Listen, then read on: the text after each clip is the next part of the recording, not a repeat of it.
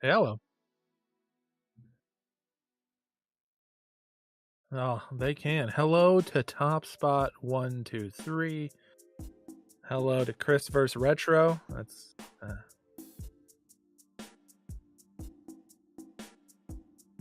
hmm, Mr. Mullet in the house. Hey there, buddy.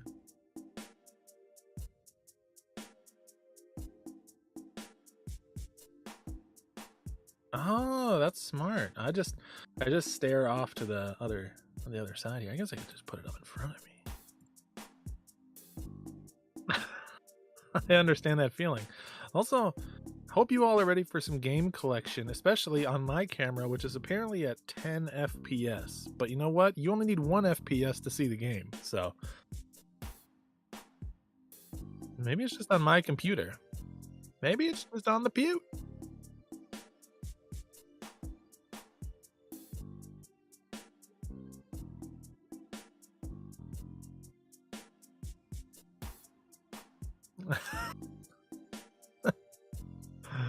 uh, I'm doing wonderful. Pam, hello. Oh, they can't hear you. I can. He's being funny. Boom. How about now? How we doing here? Is that better? Oh, they can't hear you. Oh no. Now I can hear me on an echo. Dang it, my phone started playing this. This is chaos. No, I've I got it. just want to point video games at my webcam. Is that so much? Is to that ask? so much? There, we've got me going, which is good. Let me make sure. Well, we'll find out. If I switch scenes and you don't hear me again, I know how to fix it. So, All right. that's right. So tonight we're talking about, we got the GameCube, we got the Wii, we got the Wii U, different console, a lot of people still confused, and the Switch tonight. Now you've probably got a lot more of the Cube, Wii, and Wii U than I do, but I have a handsome Switch collection. I mean, I've got a stack of. We've got 5 to 7 games on each. I brought some of the heavies. We'll Yeah. chat about them. I brought my cat tonight. He's with us. I want to say what's up to Ralph. He's got his back to us. He's a little bashful on camera. He's a little bashful. He's hanging in there. Hey, Ralph. He's doing okay. It got less funny. Travis back. Well, that's good. That means it's working. Got to balance the universe. Let's get started with that GameCube, shall we? I mean, you seem like the kind of guy to me that probably reveled in that GameCube when it was hot. Like when the Cube dropped, you were probably in it. You probably loved it. Day one. I feel like that's a trick question. Like if I admit to it, that I'm gonna get scolded. But yeah, I mean, this more than any episode we're ever gonna do is the least collecting showcase that I can present. Most of my GameCube, Wii U, and Switch stuff is they're just games I bought at GameStop or Best Buy, and then later some other anonymous group of people decided that they should become expensive or hard to find. So Yeah. couple I sought out, but most of them are just like happy accidents, I'd say. Very good, man. So you've been collecting the Cube since, when would you say you got into it? When would you say you went full on Cube? I mean, basically since it came out. Although when it first released, I did not get a GameCube right away. Of that generation, GameCube was my second console. I got a PS2 first, like most people. And then it kind of like just sat as a Nintendo exclusive box for a long time because PS2 was my multi-plat for that generation, and then sometime later I started in like the early 2010s maybe started being like, what am I missing? What do I still need on the Cube that's going from wish list to shelf list? And I got like half of it, and then the other half got way too expensive. And so now I don't buy a lot of GameCube anymore. What about you? Same. And while you talked, I did some tech support. Hopefully people can hear me better and with both ears. Apparently that was an issue. So please scream into your local keyboard if that's still a problem. Pausing for large all caps complaints about my audio. All right, with nothing. I didn't have a GameCube right when it came out, but my nephew did, and I just picked on him and bullied him to play his. And then at one point he kind of gave up on it, and I stole it. So I have his GameCube, and he had the old Zelda there, the Wind Waker, and a few other games, and now those are mine. And he doesn't miss them. So that was when I started collecting. That was your first game then for the GameCube, the Wind Waker? Technically, yeah. That would have been my first GameCube game. Even though I didn't get it on launch, I want to say that my first one was Luigi's Mansion. But I would have bought the Cube somewhere around when either Sunshine or Wind Waker was launching. Yeah. But sadly, I don't know. I don't have the receipts. I don't know exactly when I got it. I'm no mighty Q dog, all right? Sometimes I just have to make an educated guess about when I bought something. I can't give you the timestamp from 2002. I can give you the timestamp if it was after 2015, because I've been Q dogging it since. So let's get started then. I'm going to start with you because I think, and this is for all of these today, I think old Steve here is going to have a more handsome collection, so I'm going to let him go first, and then I'm just going to kind of round out that segment with the bullshit that I have. So we're going to start here. We're going to, what should we do here? Is vids? You got a video of the Cube? Or is it? Yeah, why don't you go ahead and play that vid? Let's play that sweet, sweet vid action. Folks, look at this. An overview. Look at this bean footage right out of the gate. We got something I can't pronounce. What is that? Automedius? That's 360 stuff. My goodness, I was looking at it upside down. All right. Now we're in the B's in the east side. We got a Donkey Kong jungle beat. I bet you beat on those drums all the time. I bet you do. Yes, I did. You know, I tell everyone this every chance I can, but I won a Donkey Konga tournament at Game Crazy back in the day. Kind of a big deal. You trailed off a little bit. You don't sound proud. That's because my professional career in Donkey Konga has ended, and I'm sad about it. Get back into it. Ooh, little Star Wars block there. Very good. Both monkey balls as you're supposed to have. Yeah, Monkey Ball is a GameCube series in my heart, right? Like, yeah. Even if you're doing multiplats on some other console, you gotta be bringing that Monkey Ball to GameCube.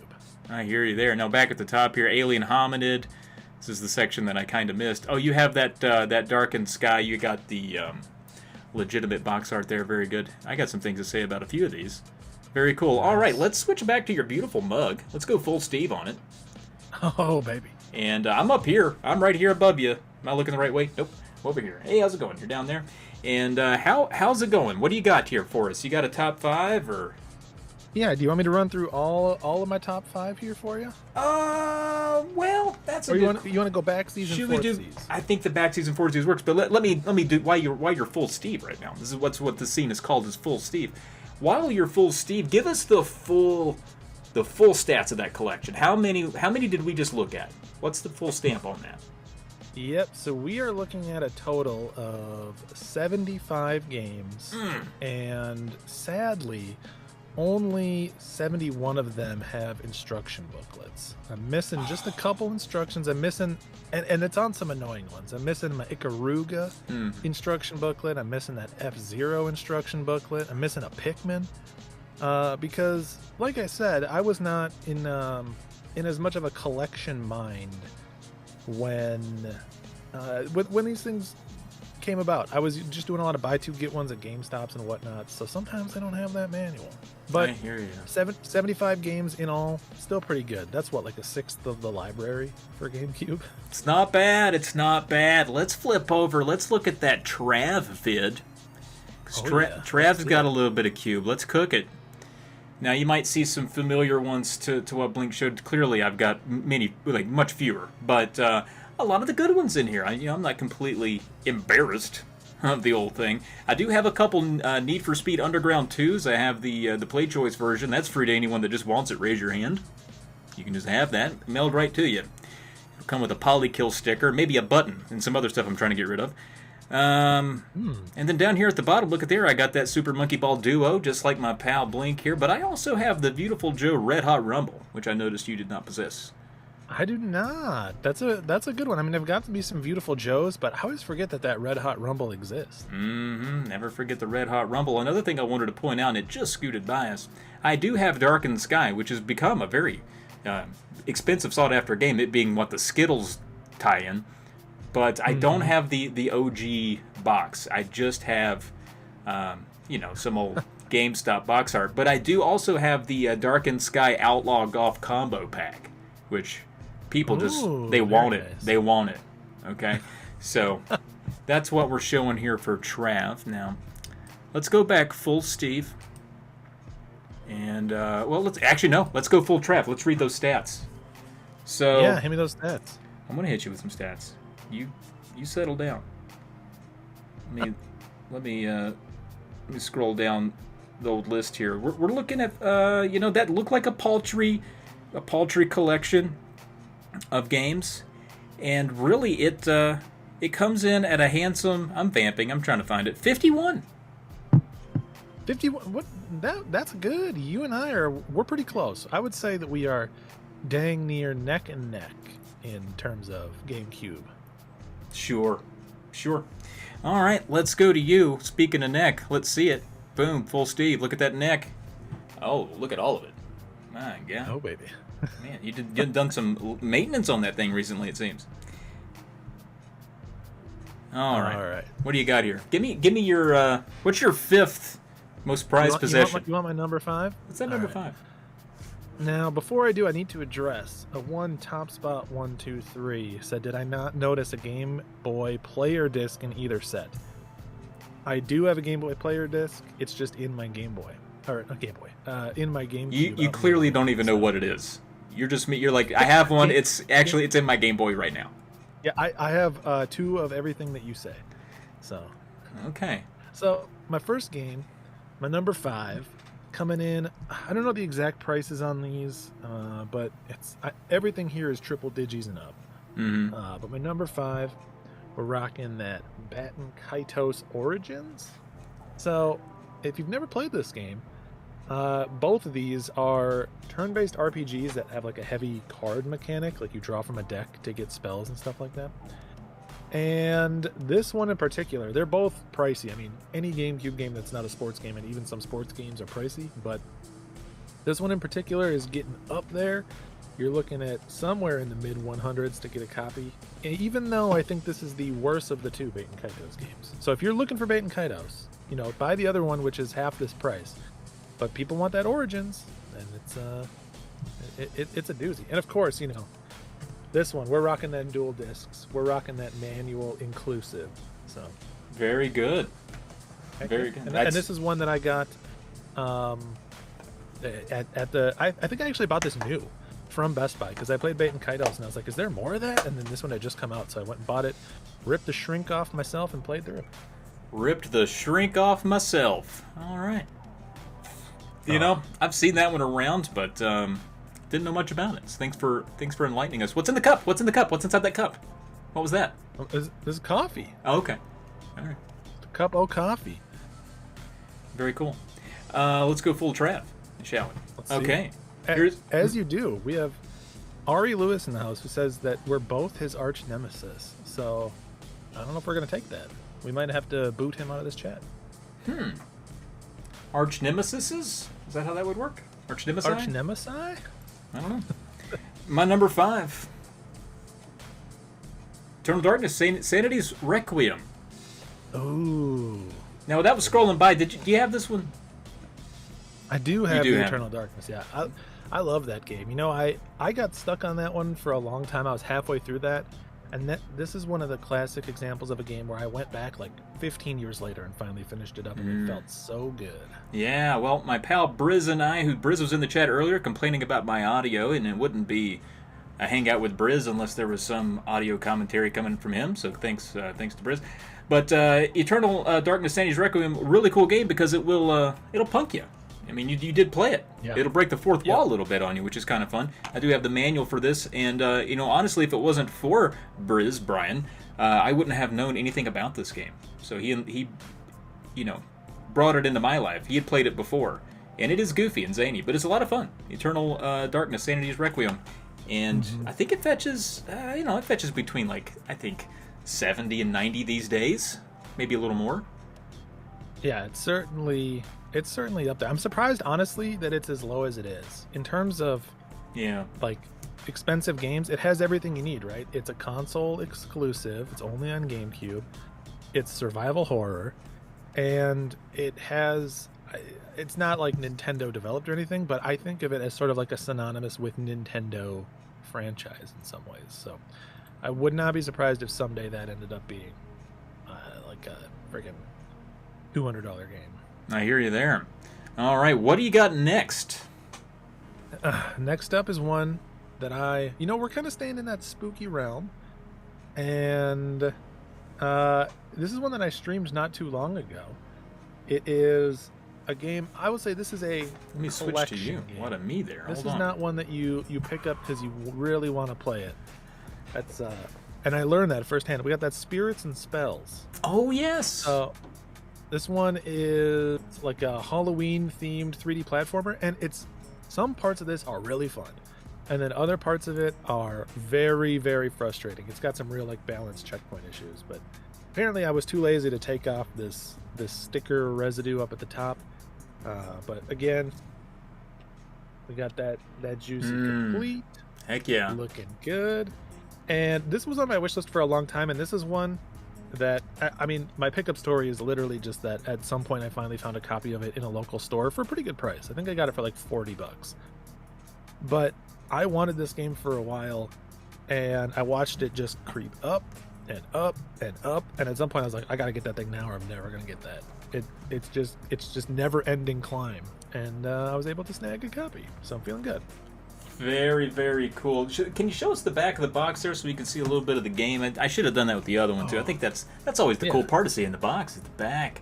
Heck for sure. You can see that it is very much like a 3D platformer. Oh yeah, I can barely see shit, so I'm actually really sad I asked. But I do like some of that art, to be honest with you. It's good. It plays kind of like if you're really janked up Crash Bandicoot and then you strapped on a Halloween costume to it.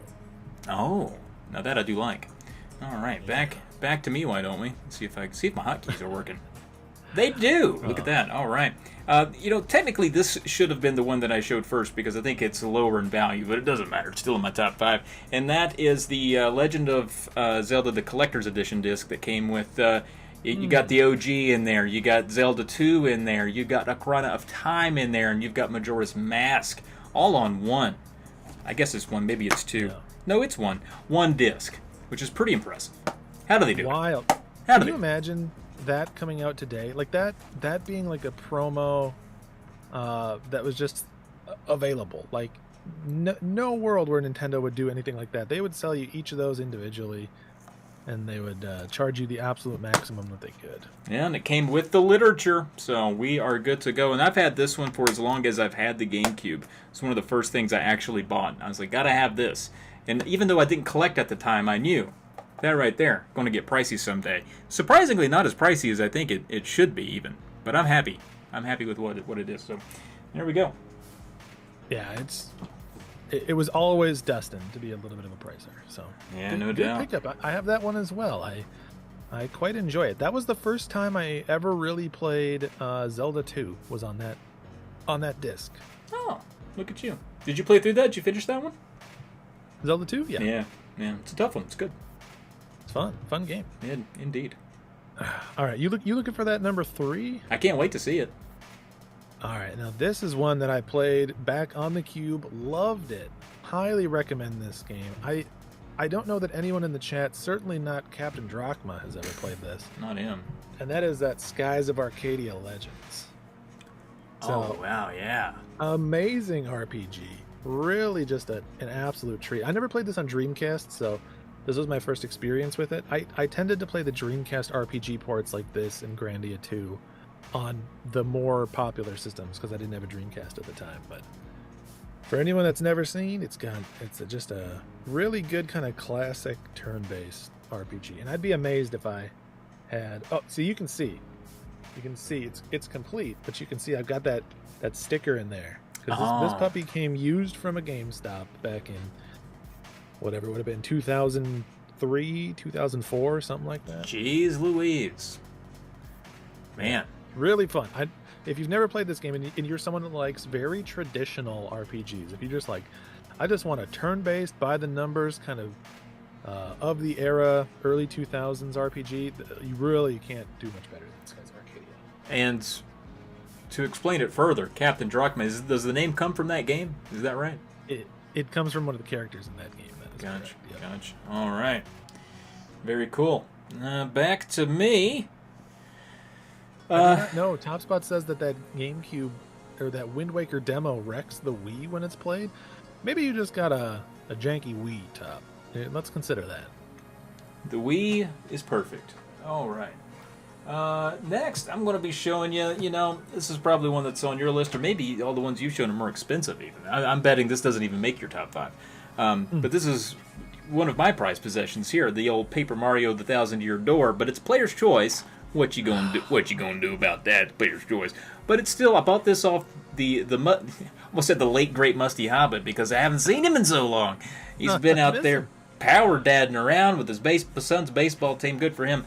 But I bought this off of him right at the beginning of COVID pricing, and I'm quite thankful that I did, because it's gone up a whopping $13. And so, good thing. I know you'd think more, right? But I got in there early thinking, oh, this is going to spike. And boy, it was the only game that hasn't. But Paper Mario, the 1,000-Year Door. Strange. Can't wait to play this one. The only Paper Mario that I've played is on the N64, and I really loved it. So can't wait to play this one whenever I get time. Who's got the time, really? Who does? Who does? Not me. You should get around to it. It's very good. It's very good. Now, you'll know when we were going through the shelves, you did not see that I had this on the shelf. Oh, and that's. I have a sad story as it relates to this one. Please do tell. Let's switch to you to hear this story. Rare is the game that disappears from my collection. It goes away. Oh my. But I had a copy of this. I bought it, again, new, when it came out. I loved it. I played through the whole thing. I beat it. And I had this sitting on my shelf back when I only had, 20 GameCube games. Mm-hmm. And I can't confirm what exactly happened to it.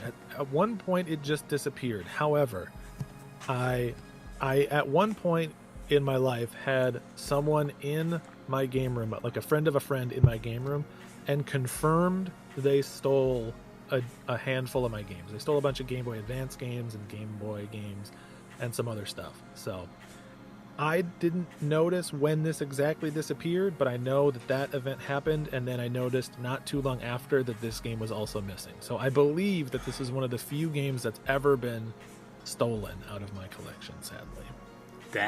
And then I never bought it. At the time, it was like a $40, $50 game, and I was like, I don't want to pay $50 for a game I already owned, that just to have it back in my collection. And then you know what happens at that point. It goes up, and suddenly it's in the 80s, and it goes up, and suddenly trippy digis, and then there's just no winning. Well, just no winning. As I said, it's still a ridiculous price, but it's I'm looking at it now where it's priced on my app here, and I actually paid Musty more for it almost 2 years ago than it goes for now. So it hasn't really budged much. So now it might be a good time to strike if you're interested. All right. Wow, people are showing up. Burger, we'll talk. If you've got a non-player's choice, we might need to work something out. Fun fact, I don't know, does Paper Mario on GameCube have any version that doesn't have that bestseller sticker on the front? I don't know that I've ever seen one without it. Even the black labels have that. I don't know where I put mine, but I don't think so. I think they all do have that. Yeah. All right. I think you're up though. The camera's already on you. Let's all right. What's next? All right, so this one is now, I would say, of anything in my top 5, this is the most Steve, the most Blink game you can imagine being in my collection. I sought this one out for a while. I wanted it before it was cool, I'm gonna say, but it's still cool now, and that is Ribbit King. Frogs. If you've never played this game, it is a golf game that you hit frogs to play. Wow. Very goofy, very zany, kind of has like that sort of wild almost like a Katamari type of just like quirk to it. Yeah. It's a double discer because it's got a bonus disc that has like some cutscenes and stuff on it, I think. But we got her complete. Have you streamed this? Very fun. I have not streamed this yet, but you better believe that this one is in the potential. That looks right up an alley. I mean, even the cover, I can see your face on every single one of those characters. Yeah, sometimes you're gifted with a cover, and you're like, "Who the heck am I gonna replace myself with?" You know, we could go with that guy right there, that little basket. We can go with the obvious. You know, maybe I tuck myself into this panda up here. Man, TBD. I really like the idea of all of them, but I know your Photoshop skills are limited. So that's a cool.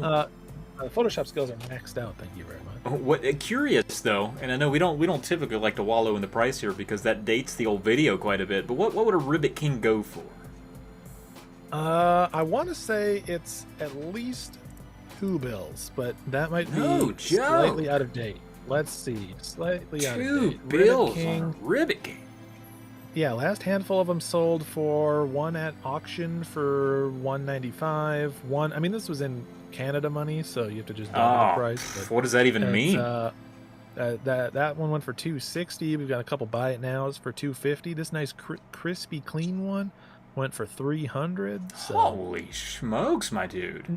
There is a version of this that's on the PS2, and I believe that one is a lot cheaper. So. Man. The PS2 one goes for like 60 to 80. So if you're just looking to play the game, you're not a GameCube purist, there is a marginally more affordable way to be playing that. Sure, man. We need to tag someone in the chat as being the old price checker for us there. That'd be helpful. That way we don't have to hear your clackety keyboard. Why is it so clackety? It's just clack. People like the ASMR of it. All right. Now I do have it up on. I've got my game value now up, but sometimes I don't trust that because I think that they don't update so often anymore. So, and it is true. Golf and Blink do go together well. I love mini golf games. I'm a mini golf game fan. You need to try the putt game on Game Gear, because I want to see you get so upset your headband slides down your face from Fury Sweat. I want it. I want it so bad. It's a rough one. All right, here's my number. Technically, my number 2, I guess. And it's just your regular everyday Twilight Princess. It's nothing too special. Oh. But this one's fetching a pretty penny these days, and I didn't expect that. I looked it up and I said, "Are you joking? The old Twilight Princess? It's even out on Wii. Why would the GameCube version be more than the Wii? You know what? What's going on?" I don't know. But this is my original, my OG copy, and this is maybe one of the last times I got to experience childhood with a game. I was still in college, but I wanted this game, and my parents got it for me. When I came in for Christmas, I spent a whole Christmas Day and day after Christmas, just nothing but Twilight Princess. I probably beat the entire game in 2 days. And I just haven't been able to do something like that since. I had to grow up. So I treasure this one. It's not everyone's favorite Zelda, but man, I really do like it. And not to mention, the reason that I think this one sticks out is because it came with the old Amiibo pack. And that's why I think it ratchets up the price a little bit. And I've kept this in the old whatchamajigger. Well, it didn't come with that. The Wii U version would have come with that, but I have that. Yeah. Did you say how much that one's going for now? How much is a just GameCube? Slightly Twilight? over. I mean, so we could do a price checker online, but I think it's slightly over 100. Wow, that's wild. Yeah, I know. I didn't expect it. I gotta be honest. This is not very collectory of me, but I've had a couple of those copies come through my path over the years, and I tend not to hang on to them because I have the Wii version, and I can usually trade them off for something else. So. I'm happy to see it. It looks good on the GameCube, I will say. Yeah. It's a fantastic game, too. I mean, everybody should play it. It's good. Chris vs. Retro says GameCube version rules because no waggle. No waggle. Here's my hot take. Uh-oh. Waggling, kind of fun sometimes. Let's not all just dogpile on the waggle. Sometimes. Right? Yeah. I don't know about a full 25, 30 hour game. I don't know about waggling. You're all lazy bums. Yeah. Bums. You got bad taste and you're bad at waggling. All right. What's you got a number one for us here? You got a big dog? We do. What's barking? And this one is... I feel like this game just keeps going up and up and up. I want to say right now it's in like that 250 to 300 range or so. And we got that Fire Emblem Path of Radiance. Of course, yeah. Now, here's the evidence that we're looking for. First of all, if you've never heard of Fire Emblem, it's a tactical role-playing game, grid-based. Oh, please, tell me more. But no, we got that. She's complete, and you'll notice, a little slip inside there. Why don't we take a little peek at that slip? Well, you got a bill of sale? This is one that I did not buy at the time. Now, let's not dox ourselves. Let's make sure that there's no identifying information on this. But... Dox them. We ain't trying to dox anybody, but you can tell here, there's my date of purchase. 2014. 2014? January 24. And that's what we paid. Oh, my goodness. New game money. $59.95. You paid that new game money for that. Yeah, we paid that full price $60 on it. Now, I will admit, when I got this at first, I actually have had 2 copies of this, and I had a version that I bought for, I think, even cheaper than that at one point from a friend of mine. He was selling some of his extra, he had like an extra copy, and I bought it from him, but it had no manual. That bugged me for a long time, and then in 2014, I went and hunted down and purchased a copy of it that had the manual, popped that bad boy in.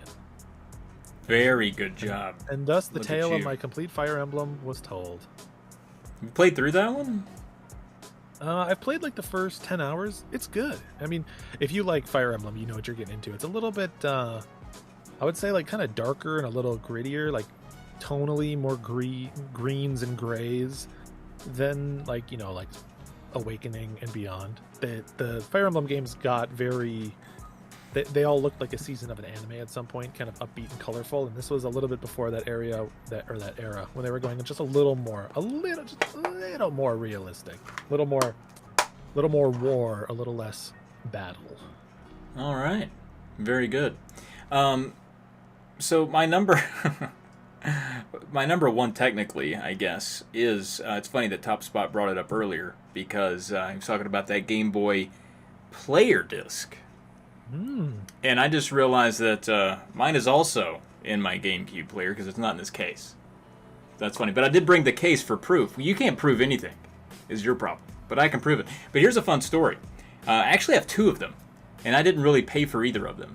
And so I don't know where one came from. I just had it. I don't know where it came from, and I didn't even realize what it was for a while. Where are you going? Was he just... Was he mad? Was he upset? Blink, I'm sorry. I'll let you have all the jokes next time. You can read all the beat to... Oh, he's back. Gonna tell me I can't prove something? Oh, you have a case I don't have too. The receipts? You have a case too. Very good. Come on now. Very good. Come on now. We both have a case. All right. All right. You're fine. But I do have 2 of them, and here's the funny story. So one, I don't know where one came from. I can't explain it. It didn't come with a case. I think it was just like inside a game cube when I bought it. I swear. And I didn't like track it, or I didn't really know what it was. It was before I knew. But then a few years later, I go and buy go to a yard sale and buy like a bin of games. And it's a clear plastic bin, and it has just a PlayStation and like a Madden and a Greatest Hits Jet Moto in it, and a couple controllers. And the guy was like, I wasn't really interested in it, but the guy saw me looking at it, and he was like, "Hey man, $10, that's yours." I was like, $10, I can flip this. And so I was like, all right, sure. And I gave him $10 for it. I take it, I set it in my garage for like 5 years. Because I was like, I'll deal with it later. We'll sell it later. And then I'm going through the garage, and I say, it's about time. I'm going to sell that PlayStation. They've gone up in price a little bit. We'll sell it. And I go digging through it. At the very bottom was this with the disc in it. It had been there for the whole time. Oh, you love to see it. The whole time. And I was lucky I didn't just sell the thing. Because it was a clear plastic bin. I could have just done this, and I would have seen it. I never did that. Yep. Never did that. So that's how we got lucky there. And these are really cool, by the way. I mean, you can play the all the Game Boy ephemera right there on the old GameCube. It's great. That's how I play most of my Game Boy Advance games and Game Boy games and all that stuff. So it's good. Yeah, great way to play Game Boy stuff. Very good. Very good. Signal Flow in the chat says they've got a couple of those GameCube demo discs. Those are very cool. I don't know if you've ever seen those before, but there's like a run of like 20 some interactive media GameCube demo discs, and they got pricey. I think people like to try to collect the full set, and they really did shoot up. I passed on a couple of those for $30 at a game store. I don't know, probably 7 years ago at this point. Probably should have snagged them in hindsight, but can only do so much. We can only buy so many things. Can only buy so many things. So, well, we've done it. We went through the GameCube. I feel pretty good about it. Let's talk about two bonus GameCube games if you want to stick on. Yeah. Show us some of your faves. Absolutely. First, just two other ones that are interesting. I think. First up, I know people would be sad not to see that complete in box Odama. All right, people want to see that big box Odama. Barack They Obama. want to see that there's confirmed a microphone in that box, dark in there, but you can see that cord. It's a freaking game you play with your voice. I thought this was cool. I got this from a half-price books for $10. $10. And I remember going up and like, do you guys have the microphone with it? It's supposed to come with a microphone. And they're like, oh, let me check for you. And then wham, they hit me with that microphone. $10 was theirs. I was out the door. They hit you with it. I like that. So that one's cool. And then my more collectible one that I wanted to show real quick is, I know a lot of people hunt this down because this game has become quite beloved. This actually was my original copy. We've got that GameStop edition Resident Evil 4 tin. Oh, you've never seen it. I love that blood red box.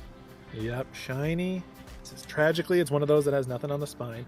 You can tell mine's a little low, like time and weather or something has gotten a little bit of that paint off, but it's a good look though. I mean, this has literally just been sitting on my shelf since I bought it day one when Resident Evil 4 came out. I distinctly remember. I don't remember anything in my life, but I distinctly remember grabbing this off the bottom shelf of a GameStop near me, bringing it home to play it. So if you've never seen it, it comes with, it's a tin. It comes with just a normal retail copy of the game that mine is back on the shelf, but it comes with this like art cell card of Leon. Yeah, Leon's up. Look at that guy. Look at that hottie. Comes with a certificate of authenticity. Oh yeah, got that number 8,000 out of something.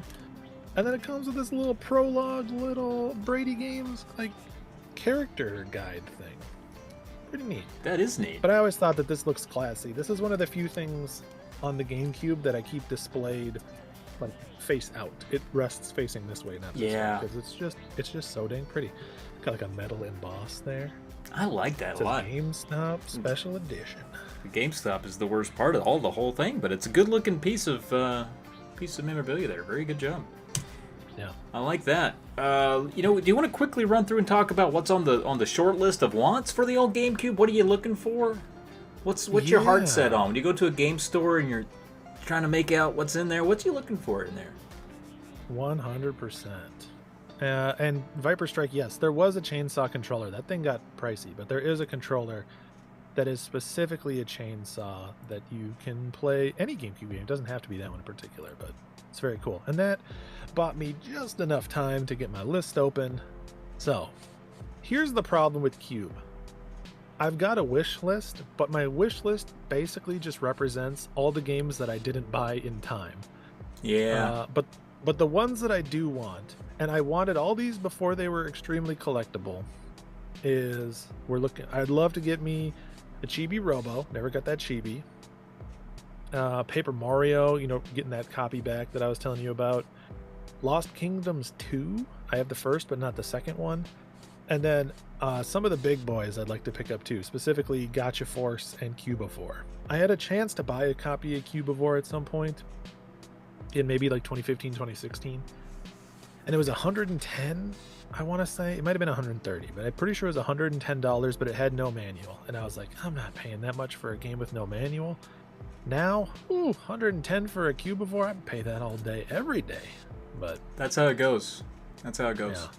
So my wish list is small, but just for like the probably 10 games that are on my wish list, it would take $2,000 or more to actually get them all.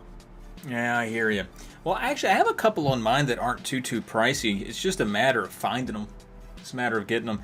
I have a small boner for the Extreme G Racing series because I really enjoyed one. I think they're a little bit they're an unknown quantity on the N64. There they got the Extreme G Racing and then XG2, and then so there's XG3 and an extra Extreme G Racing association game on the GameCube. So that would round out my XG series, which you got to have that. And they're all under 30, I think. But I also want an Ikaruga. Who doesn't?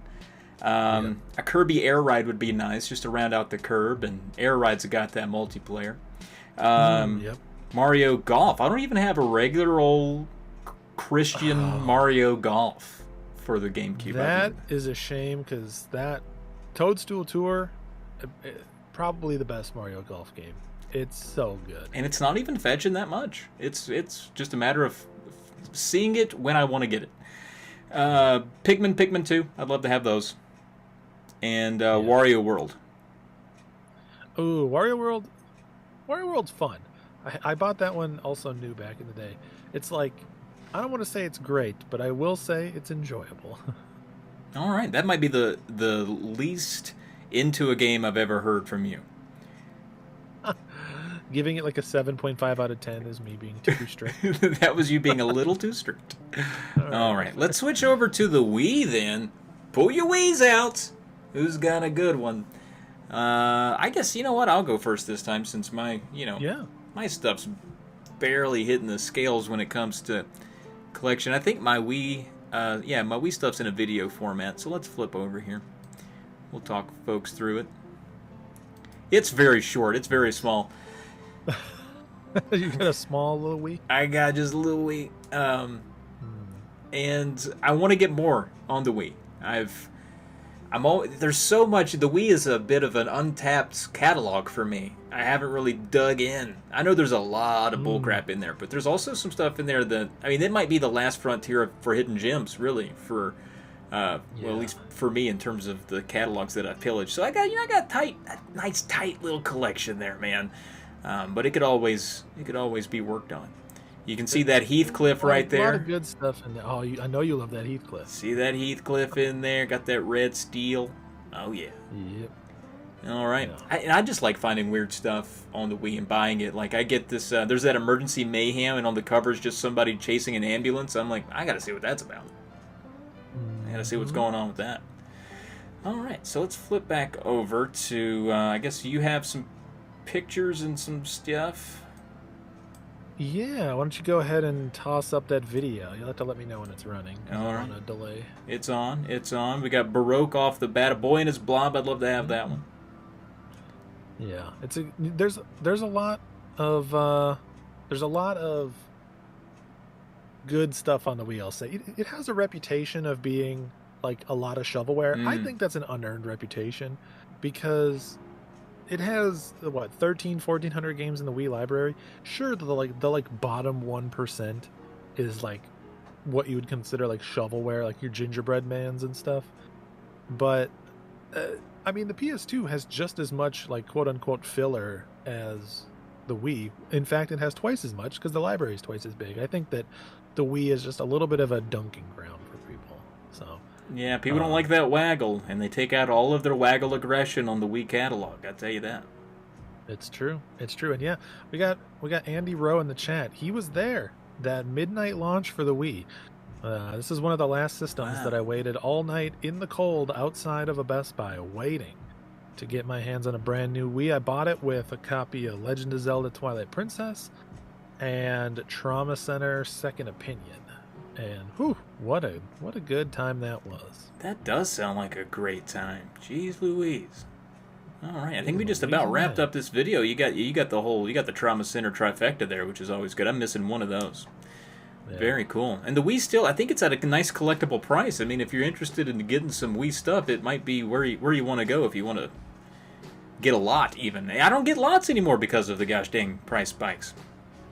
I know, it's sad, but you can get some good stuff, especially if you're like trying to do a little wheeling and dealing, because you can usually always trade or sell off a Wii Sports or a Wii Sports Resort and cut some of your cost back. Yeah, 100%. All right, well, let's quickly hit the stats. How many games did people see out of you there? How many you got? Yeah, I was surprised actually. I think of the Wii as one of my bigger systems, but I've got only 118 games on that bad boy. Of those, 115 of them have manuals. Not sure off the top of my head what ones are missing manuals. I think one of them might be SSX Blur. Let's see if I can pull up the other ones here for you, because I'm always curious to see if we can find her. Let us know. Oh, I'm missing a Final Fantasy Chronicles manual. That's a tragedy. You love to see those manuals, but you love to see them. Yeah, 115. Not that much more than my GameCube. Like a 50 more than my GameCube. So, all in all, I'm pretty happy with that. Very good. I'm only toting 40. I got a hard 40. Oh, you've got a lot of room to grow, buddy. A lot of room to grow. You know, you always got room to grow your Wii out. You always got a little room. Just true. Nah. That is just true. All right. I brought a stack of Wii here, and I noticed you had a good crop there, and I really, to be honest with you, only brought 2. Because I just don't have a lot of... Well, you saw it all there. There was nothing great. But I have something that's kind of neat. Well, not really neat. I just found out about this today, and I was slightly disheartened even. So I know. So you see this here. We talked about this on the podcast. I was like, I got to get that original HOD. I got to get that House of the Dead Unt, and doing the remake over there on the old Switch. And I said, let me just check in here to see if we got some manuals and whatnot. And we don't. But I tell you what, we do have is not. We have Overkill. We don't have 2 and 3. So I have the more expensive game in the less expensive game case. So I need to pull it all together.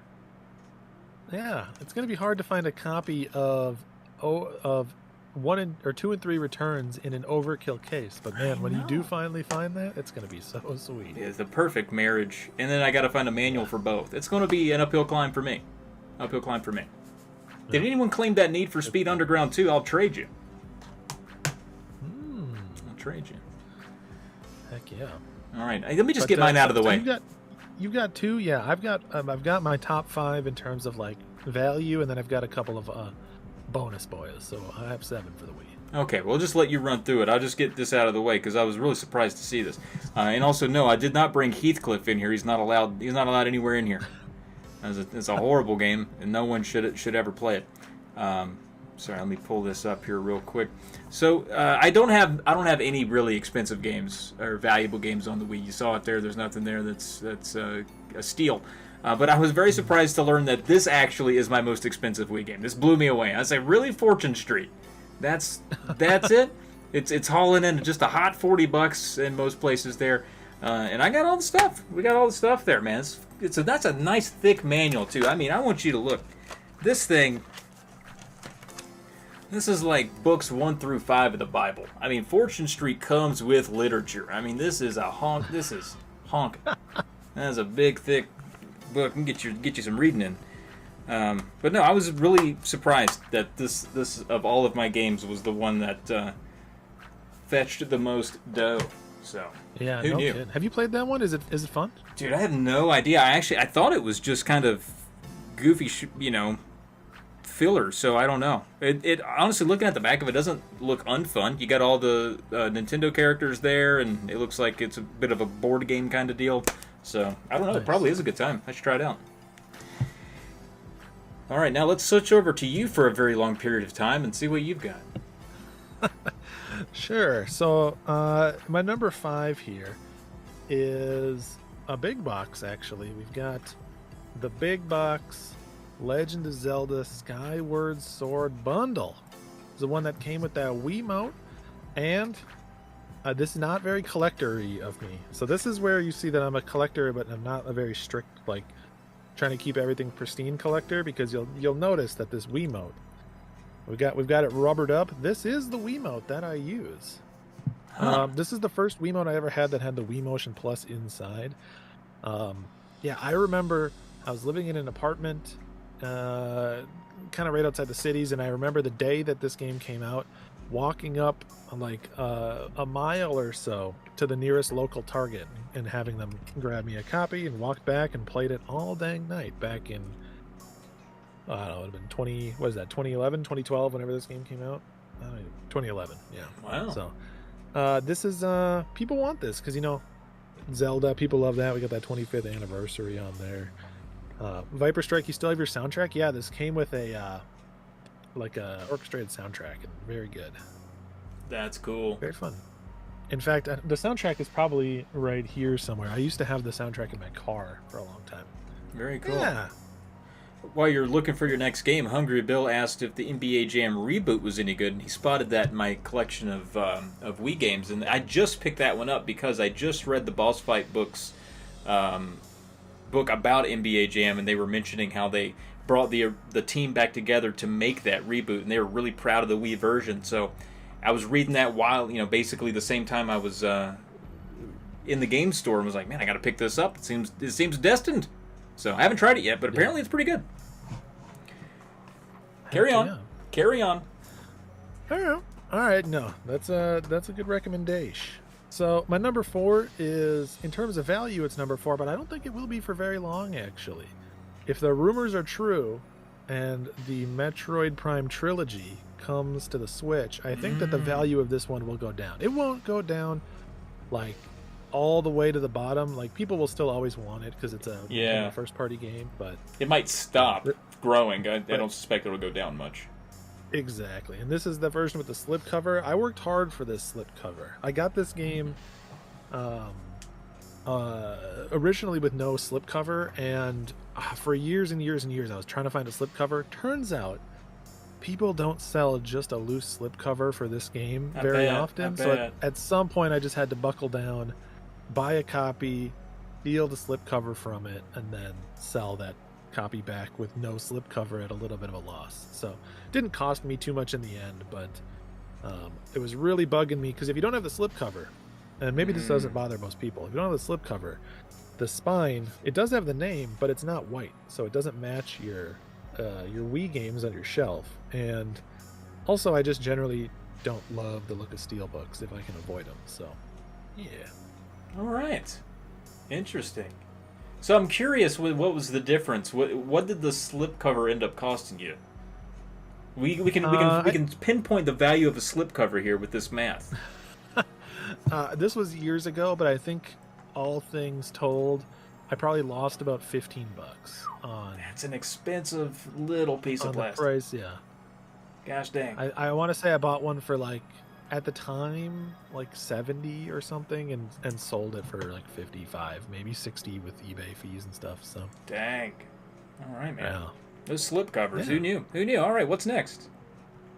For sure. Got Nick Thorpe in here. Hey, buddy. He says, I missed the pre-order to get that Zelda Wiimote, but got lucky, and Walmart had a few copies Black Friday that year. Heck yeah. Dude, I love a good score on Black Friday. Yeah. No kidding. So my next one, this is I mean, we got us a hidden gem right here. And I think that I actually have the artwork inside out on this. Yes, I do. So this is like the inverted artwork, but we got Fragile Dreams, Farewell Runes of the Moon. So I bought this one when it was new, back in the day. This is a very interesting game. It's hard to describe, but it is very much like kind of a half role playing, but more kind of like a walking sim, like an early walking sim. Takes place in this sort of like post-apocalyptic future where these two characters going through. It tells like a couple of vignette type stories, almost like seasons of a show. Really interesting, really different, really beautiful artwork though. Oh, wow. There's just not much else like it on any system really. So is that what the game looks like? One. Yeah. Wow. I mean, it looks more like a Wii game, right? So if you imagine that in kind of Wii/PS2 graphics, but it's very pastel-y and all takes place at night, stuff like that. That's cool. And that's complete. And it's an Xseed game. I basically had and still kind of do a policy of anything that Xseed published I would check out, because they always published either good Japanese stuff like the East games, or they published just like they took shots on weird franchises that they thought would sell to a market of people like me. So I played through this one. It's good. I'd recommend it. It's unfortunately forever, it was like this game was always destined to go up in price, and at some point the tailwind found it and it became a $150 game. There you go. That X-Seed also responsible for a good chunk of that Vita library I can't afford. So, there you go. Ah, true. And they're doing good work. Yeah, man. All right. My number 4, or my number 2, I guess. Who knows? Anime is Drachma. It is an anime game. My number 2 is not an anime game. This is maybe my best. People always ask me, like, what's the best deal you've ever got thrifting or garage sailing? And the answer always kind of varies depending on the context of the question. If we're talking about the best deal I got on a bundle overall, that's one story. But I think best price that I paid for a single individual game, like the best gap between what I paid and what it's worth now, is this game. And you would never in a million years know that this is something to look for, so I'm teaching everybody today. And that is Veggie World. Wow, eat your veggies. So, first of all, if you've never seen this game, it is a vegetable-styled side-scrolling shooter. Very simple, very kiddie. This is not a Mosha. Like, shooter fans, do not pursue Veggie World. It is not going to be that fun for you. But I got this. I was working at... doesn't matter where I was working, but it was like 2016, 2017. And the place that I worked, like 3/4 of the mile down the road, there was a gas station, and then across the street, kind of down the block, there was this weird little tucked away like thrift shop / secondhand store. And they sold mostly clothes and furniture. Like, you'd walk in and there'd be a lot of like women in their 60s and 70s buying decorative whatnots and just various things.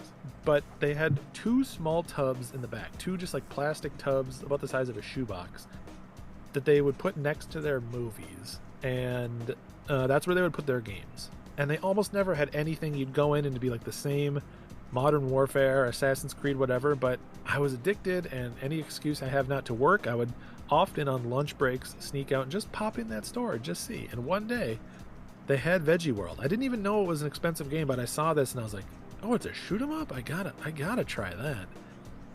And it wasn't this expensive when I got it, but this thing is now, like, it varies a lot in price depending on who's looking to buy it, but there are copies that have sold in the neighborhood of $300 for this game. Holy cow, man. I wonder how many times I've walked past that game and said, nah, it looks dumb.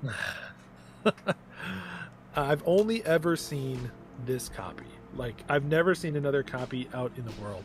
I think this is just one of those games that got really expensive because there's 2 types of people that want it.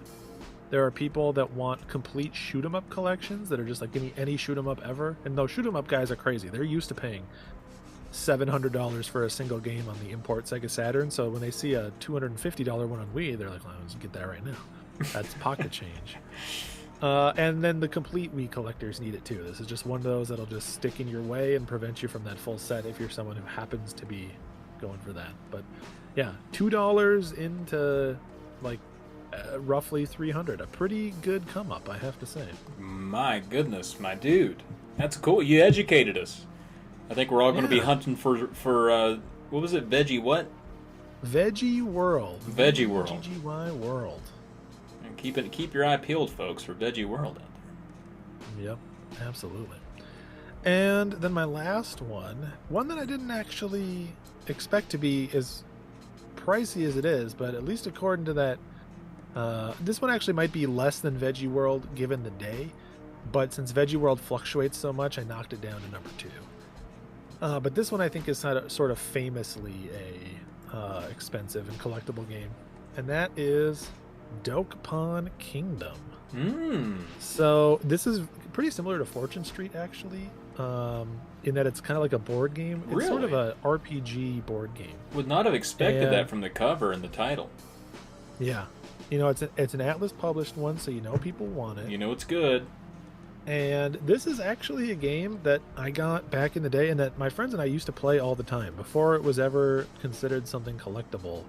This is just one that I own that we used to enjoy spending time on. Very good multiplayer game. Games take a while, but how many opportunities do you have to play like a RPG board game, like a turn-based JRPG style board game? That's crazy. So, again, that one's complete. There's actually 2 variations of this disc. There's this one, and then there's one that's like a full color print. I want to say that this is the less desirable of the 2, probably because it's a second print, right? They did like this sort of monotone, but I mean, let's be real. Who really cares? Because, that bad boy got pricey, and it's just very cool. Very fun game. All right. This one is also on PS2. Ah. Does that one fetch a high dollar? It does. I can't remember which version is more expensive. Honestly, at this point, it might be the PS2 one. But really? Yeah. All right. Well, and then I got 2 bonus boys. Just this that I want to show off just because I like them so dang much. Yeah. No, this is good. You're always good at showing off the games that everyone needs to see. First off, this game I recommend highly to people. And a lot of people don't realize that this version of it exists. But this is the last story. And right? This is the special edition. So it comes in this like special edition little faux book thing. You open it up and it's just got, it comes with a copy of the game and it's got an art book in there. But I think that the art on this game, or especially on the special edition, I just think it looks so good. These characters are kind of hard to tell, but these are embossed. Oh, yeah, so okay, yeah. Popping out the cover a little bit. And if you want like sort of a streamlined Final Fantasy X, but with a little bit more of an action combat system, check this game out. Definitely one of the better RPGs on the Wii, and cool to have the little special edition. Yeah, that book look was convincing. They do a good job. That was one of those games that I liked enough to where I bought the game like the regular edition, and I liked it so much that after I beat it, I went out and hunted down a copy of the special edition. And that doesn't happen too often, but I just liked it a lot. What are you gonna do? Do? Yeah, Christopher's Retro knows what's up. That Mistwalker, good. Drachma's on that Atlas. Yeah. Jeffrey says it's embossed, but you're a boss. So, pretty good. He's all about those phonetic jokes lately. He's nailing it.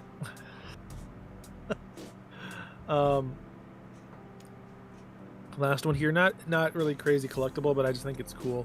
Before the Switch version was announced and released, this was one of the only ways to play this particular Fatal Frame version. This is an import of I think this Made in a Blackwater. Yeah, I forget, but one of those Fatal Frames that for a long time was exclusive. And I actually bought this, and then I did something I rarely ever do, but I modded one of the Wiis that I had so it could play imports, just so we could play through this with a translation patch, and it was good. Very highly recommended, and yeah, just cool. I don't have a ton of import stuff on more modern systems, other than you'll see when we get to Switch that's kind of not true, but yeah, a fun one. Very cool, man. All right, so that rounds out your Wii show-offs, and as always, man, those last few are ones that's like, should I have that? Is that something that I should go pay for right now? So good for you, man. All right, so as always, we're never done. What are some Wii games that are still out there that you want? Yeah, let's see. My Wii wish list is pretty small, but let's grab it and see what's hot on the Wii. I just flipped through mine. I would say the main one that I want is a game that used to be dirt cheap everywhere, and I just never popped on it, and that's Cursed Mountain, kind of like a janky horror game.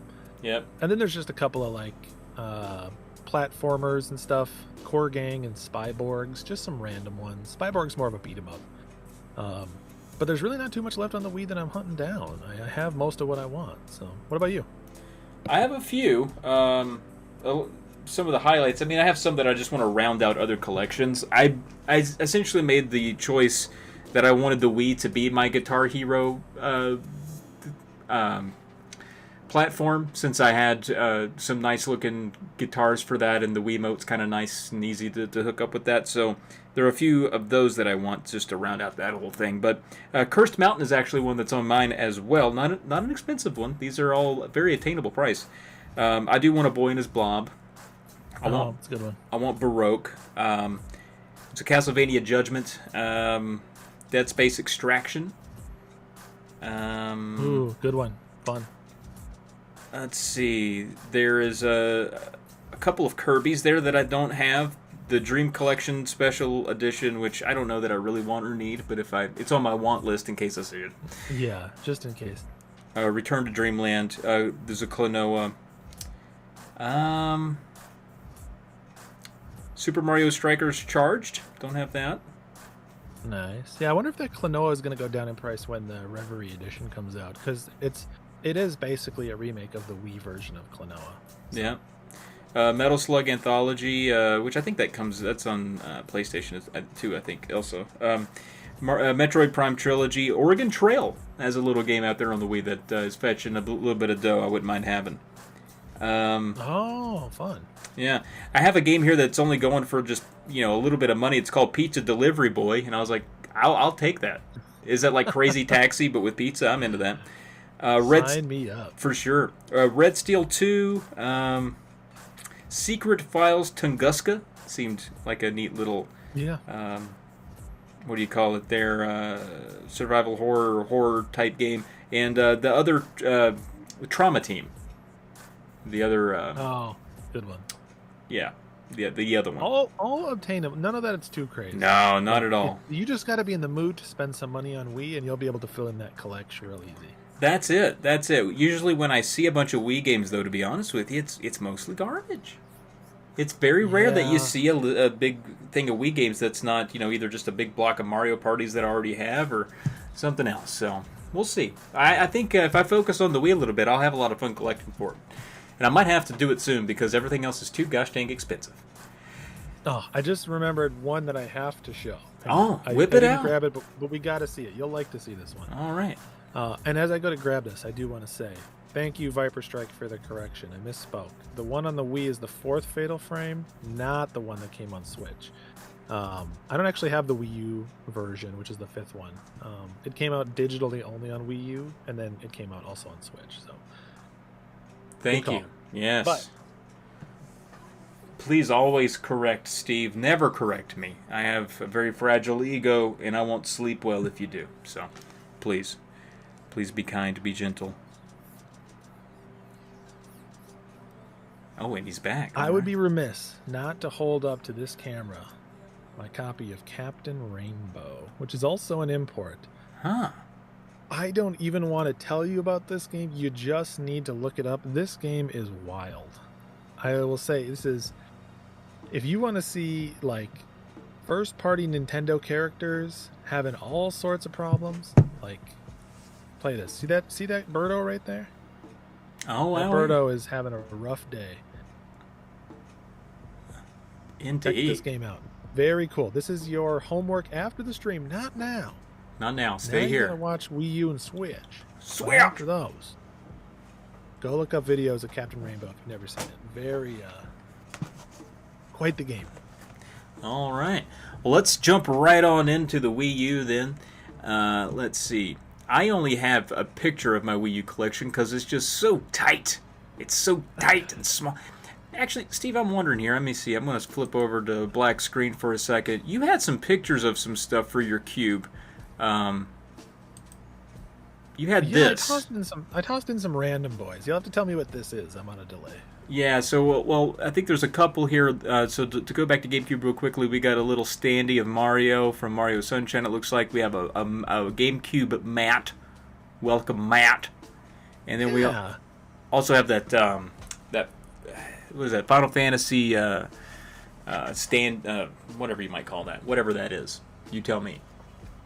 Yeah, the like rotating standee. And we'll probably maybe in the future do one of these that has a little bit more... of like memorabilia and stuff, but as I was snapping some photos of my GameCube, I was like, you know what?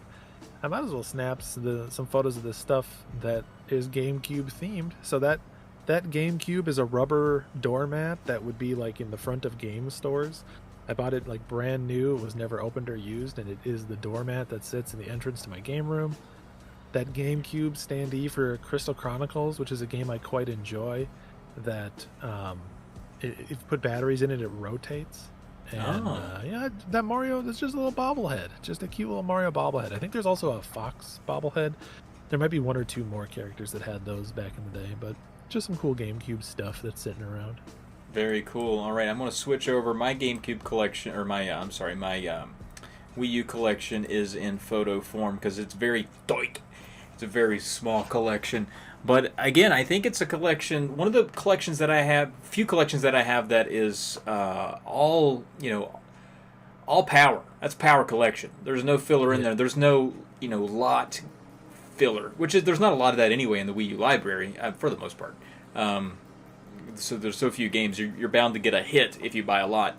But pretty good group there. So that's what I'm packing. Yeah. That's what I'm bringing to the table tonight. I mean, we're bringing pretty similar stuff. I don't know if you have my picture queued up, but I don't have a video either because I'm also just rocking enough to fit into one tight photograph. Look at this photograph. Very good. Yeah, we have a lot of the same stuff there. You got a couple of things I don't, but that's pretty cool. Nice. Yeah. And so, I brought some stuff that is not necessarily in that photograph to keep it interesting, but that's sort of like the run of the... well, I might as well just say now, I have 36 games on the Wii U, and there's not too many left. We'll talk wishlist in a bit, but there's a couple I still want, but I'm mostly feeling pretty well done with my Wii U collecting. Yeah, there's a couple things I want to look into, but I think I'm pretty good as well. I also have the that Super Mario Maker. It just would not fit in the case. I had the rest of those in there. But all right, so let's go through them. Now, I only brought just a little small handful. I only have three games that I brought. They were in my picture, so they're not too special. How many do you have to show? I've got 5. All right, why don't you go first? All right. So we're getting more modern. So, crazy collectible type games they're getting a little less common, right? But I do have some collector's editions that have a little bit of value. Oh. First off, got that Tokyo Mirage Sessions Sharp FE. I think the Wii U was the last console where I really bought any collector's editions. In like PS3 era, PS3 360, but PS3 especially, I was all about those like NIS special editions coming with their art book and their soundtrack. I couldn't get enough. And then as we got into like 3DS era, I got a few, and then Wii U, I got some of these like more popular games that had special editions, but this is the last gen. And then in Switch, I really haven't done any collector's editions other than a couple of like maybe limited run ones and stuff like that. But yeah, this one's pretty dang cool. If you've never played this game, very colorful, very fun RPG. And this is just kind of your stock standard. Comes with some art books and I think a soundtrack in there. But yeah, very cool. Cool one. Nice. All right. You want me to do another, or you want to go? No, I'll whip one out. Calm down. So my number 3 are Bayonetta 2, and this is a game that our pal in the Discord, Senor Diego, actually gifted me. Okay, he's like, you got to play this. You'll have fun with this. I was like, all right, and I did, and it was one of the craziest things I've ever done was play this game. It was nutso banana pie. And this one comes with the first Bayonetta, the bonus disc there, which is a nice little 2 for action there. I've not actually played the other one, but pretty ding dang dong cool. I don't know if I'm just the kind of guy that thinks Bayonetta is a bit of an oddity in terms of theme in games. It's even weird to me that Bayonetta's in Smash. It just seems like sort of the oddball in a Nintendo lineup, but the game, yeah, good time. Once you kind of get the hang of it, addictive fun. So super duper cool. I've never played it, but I've watched them get played, and yeah, very stylish, very cool. I should really play those before the third one comes out. You should. Oh, is there a third one? I haven't been dialed in. That's good to know. It's been announced for years, and there's really not any news on it. But at some point on the Switch, we'll get a Bayonetta 3 in theory. Maybe I just forgot about it then, but okay. Very good. All right, what do you got? What else you got? So my number 4, I suppose, is a game I think you'll be familiar with, and sadly, it's still in the shrink wrap. I do apologize, Trav. Get that out of here. Axiom Verge with that multiverse edition. That fetches a pretty penny. This is the one that limited run put out. I know, man. If I had been paying attention at the time, and I was not, I would have gobbled that up. I want to say this is the only Wii U game they ever published, and I think it was kind of a big to-do between the not the developer, but I think the original publisher of this game or something like that. There was some drama with it, so it took a while. So by the time this came out, the Wii U was kind of an afterthought for a lot of people, but I'm very much looking forward to checking this out. I don't know if I'll check out this version. I don't remember doing this, but when I was pulling goodies, I noticed that I have the Wii U version and I've got the Vita version.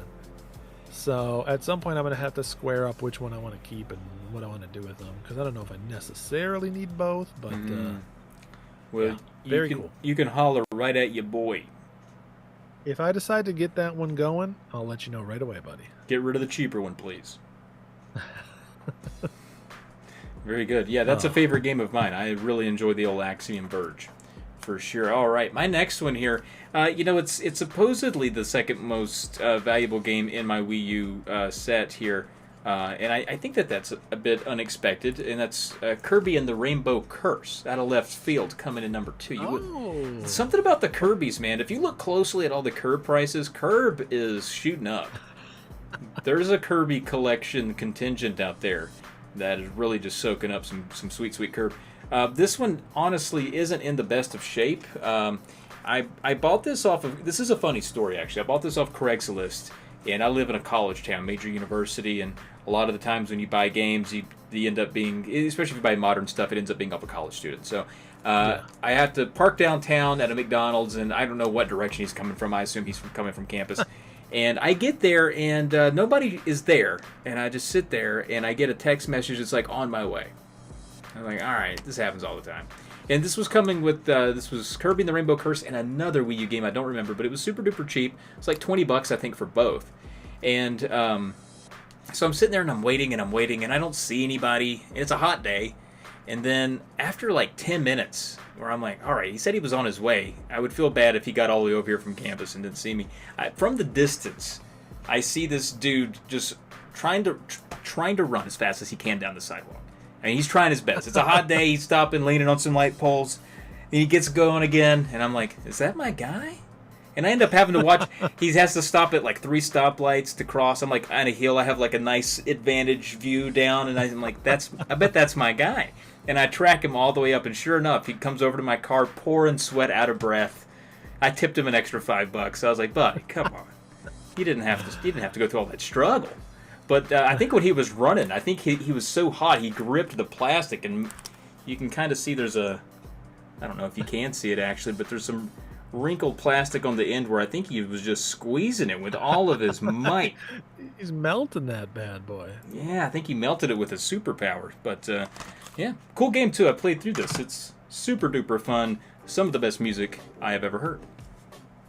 That's awesome. Yeah, I like those Kirby doodling games. And did you say how much is that one going for now? I mean, yeah, it's not, not going to knock anybody over. I think it's around 50 and 60. That's crazy that it held that much value, right? You'd think that'd be $20, but like you said, that curb, especially, I bet now it might even be bumping up a little more with that new curb. People go back and want those old curbs. I think you're right. And I will say it wasn't always holding that price. I think it dipped pretty low because when I bought it from him, it was not the game I went there to get. That was filler. So, I mean, I think it jumped a lot recently. But all right, what else you got? Heck yeah. So my number 3 comes with a bonus item here, and that is the special edition, or the collector's edition. Got that Twilight Princess with that Meeber. You ever heard of them? They're Meebers? Yeah, dude. You ever seen one of these? They're like little figures. You can tap them on the gamepad, and they do something in the game. Yeah, I got mine too. That was my next one. You kind of spoiled my next reveal. You got the same thing. Yeah, look at that. Wow. That's because great minds think alike. But yeah, so you were showing off that Cube Wii U or that Cube Zelda, that Cube Twilight. Yeah. And, I only got that Wii U, and I guess I have it on the Wii as well. But yeah, pretty cool. I actually have also the Wind Waker one that came with like the statue of Ganon. Oh yeah. That one is out in the statue itself has been out in my living room for a long time, and I forgot to grab it. So we got the Twilight instead. Very cool, man. Yeah, that's a cool bundle. For sure. So you showed off your goodies. Do you want me to just rattle my last two here then? Yeah, show them off. All right, let's do this thing. So first off, a game that I'm surprised went up the way that it did, but I think this game is up there in or around the triple digits. I'm not super current on its price, but that one is Game & Wario. Yeah. Probably the most expensive first-party Nintendo game that's not one of those like, the Mario Kart 8 or the Hyrule Warriors special editions. But yeah, this one got pretty dang pricey, and I think this game must not have sold too well. I remember wanting this game, and I had to, for a long time, every now and again, I would just check the GameStop website and see, did any new copies of that Game & Wario show up? Any new copies? And eventually, after a long time, one showed up at a GameStop like, 30 miles from me or something. Probably not quite that far, but I had to do quite the drive. I remember to go pick it up, but I was excited to get it. And I think I paid like $30 for it, and it's worth a lot more than that now. Yeah, was it, do you happen to know what it is fetching? Oh, a little over 120 or so, I see. Yeah, pretty pricey. Pretty dang pricey. And then my last one here, I think some folks saw it as I snapped that photo. Kind of famously the collectible game on the Wii U. We got that Devil's Third. It's on my short list, but gosh dang. Is it any good, you wonder? So you can tell, I don't have a price on it, but I should definitely not dox myself here, but let's do this. But you can see I got this from a GameFly. Oh, wow. Cover this up here. See that GameFly logo up there? Yeah. So I don't know exactly what I paid, but I certainly know that it was, whatever price GameFly would charge you for it. I want to say it was like $30 or $40 when it was not too long after it got very unpopular very quickly. So I was happy to get a copy, and then I've just been shocked to see it just go up and up and up. Yeah. I don't even keep track of exactly what it's worth now. I don't know if you can look it up real quick. Last I checked, it was like a 250 going on 300. Yeah, it's in that window still. Yeah. But yeah, crazy. And I think it's this happens on every game library where there's that top game, right? There's that Devil's Third. There's that Jack Bros. There's, especially on smaller game libraries that people can do a full set, Spider-Man Web of Fire on 32X. But whatever that top game is becomes the trophy piece, and it's sort of destined to just forever go up, because there's always going to be one more guy that wants a complete set. Yep. And he's going to have to buy it. And so, unfortunately, if you're interested in Devil's Third, I don't think you will ever see this game go down in price, because it's just, it's always going to be that top of the Wii U set that people need to pick up if they want to complete it. So there's always that one.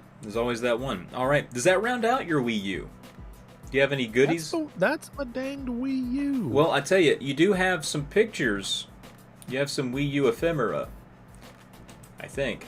Do I? No, you don't. I was gonna learn. I was like, what? You don't. I had Wii U pictures lined up for you, but we've already gone over that. All right. Well, if that is, did you say you had others that you were going to show, or no? No, all I have left is my Switch. Oh, okay. Well, with that, what's on? You said you didn't really have anything else left on that Wii U wish list. You think you got everything? So there's 3 games still on there. Pac-Man and the Ghostly Adventures 1 and 2. I saw you had that Pac-Man and Ghostly Adventures. Yeah. I actually have the disc for the first one, but I don't have a case for it, so I don't count it. But I want both those Pac-Man games, and then Sonic Lost World is about the only other Wii U game that I'm still actively looking for. I used to have. There's a very expensive one called the Book of Unwritten Tales 2. That's one that was on my wish list for a long time, and I passed a couple copies for like $40, and now it's several hundred. But thankfully, it got ported to Switch, so I'll just buy the cheaper Switch version when I want to play that. Yeah, it's between 150 and 170 right now on the Wii U. It's also on my wish list, along with the limited run Axiom Verge, which I will also accept on Vita if given the opportunity. Devil's Third's also on that list. Game & Wario is also on that list. Let's see, what else? Paper Mario Color Splash. Wouldn't mind having that old guy. Yeah. That's really it. I mean, I have some others listed here. I'd like to get a physical version of Pikmin 3. I have it digital, and that's how I played it. Okay. Yeah, good one. But yeah, I mean, nothing too crazy. But other than those like top 3, which I'll never see, but they're always on the wish list. Why not have them there? What does it hurt? Yeah. Yeah, you might as well keep that list up to date. You never know when you're gonna happen to catch someone at a garage sale, or you get a good lot and you didn't realize that it was in there. You know, you get your Final Fight guy all over again, but with Devil's Third. Yeah, or my GameCube collection, or my GameCube Game Boy player disc. Yeah, you never know. That's how I get my most expensive stuff, is just by pure happenstance and dumb luck. It's definitely not by paying for it. That's for sure. But I feel like, you know, I don't mean this negatively. It could be interpreted negatively. I feel like when everyone has tracked down everything they want, everyone's Wii U set looks the same. Like, it's the same 40 or so games. It's like all the Nintendo first parties and then a handful of the third parties. There's not a lot of like digging, I don't feel, left on the Wii U. The library is so small. There's just not much to surprise you there, unfortunately. No, you're right. It's very charted territory, and most of what's there's been ported to the Switch for the most part. So you've got alternatives. So I do like the Wii U though. I think it was a fine console. It just needed a bigger library. I love the feel of that gamepad. I actually think it feels very good. Scruffzilla asks a question I'm curious for your take on. He says, which Nintendo cases look the best on a shelf? The white Wii, the blue Wii U, or the red Switch cases? What do you like seeing most up on your game room shelves? Man, that is a great question. I think the Switch is going to be at number 3. I go in and out of liking it though, but what I don't like about it is that there are a few games in the catalog that deviate from the left alignment of the text, and like Super Bomberman R, for example, can go straight to hell. And go straight to hell. True. So I don't mind the uniformity, but it has to be uniform. I don't mind the Wii, actually. I think that the Wii's got a lot of variation. The thing that I think would help the Wii U is if some of those games didn't just have that light gray text as the base Nintendo text for some of those games. I like having some logos and some pizzazz like the Wii tends to have for most of their games. So I want to say Wii takes it by a couple inches. I like that. I agree, Switch number 3 for sure. My gripe with Switch, in addition to what you said, which is a good point, is some Switch games use a different font. Even if they have white text, especially like the import ones, use a different font for the spine, and so it just looks gaudy. It's like a document that you are writing. It's like you're writing up a term paper and you used Arial and Calibri and Roboto. It's like, what are you doing? Not pleasing to look at at all. So Switch is my number 3. I would actually, for right now, at this moment in time, I'm going to put the Wii U at number 1 and the Wii at number 2. Main reason being, as Wii gets older, there's a lot more variation in the shade of white that those games come in. A lot of opportunity for chain smokers to be, just grossing them things up. More time for them to get dirty or that plastic to degrade. So I feel like you run a whole thing of Wii, and you see a lot of variation. You see a lot of just like differences in the white. But Wii U is fresh enough. It's new enough where I feel like 99% of the time you're getting that same crispy white. Yeah. At some point that won't be true, but on this day in 2022, that's what I'm saying. I hear you, dog. And also, I noticed some of the Switch games that I have, have Yeah. slightly darker red cases. Yes, and it's not like a sun faded thing. I have that too, and it's like these things. My Switch sits in like a corner of the room near no sun. I usually got these things off of Amazon. There's just like a variation in the red that gets printed. It's like Switch games are like a Target employee's uniform. It's like as long as it's in the ballpark of red, they're fine. I mean, I was a Target employee for a hot 6 months, and you buy your own red shirt. You have to bring your own red shirt and your own khakis. All right.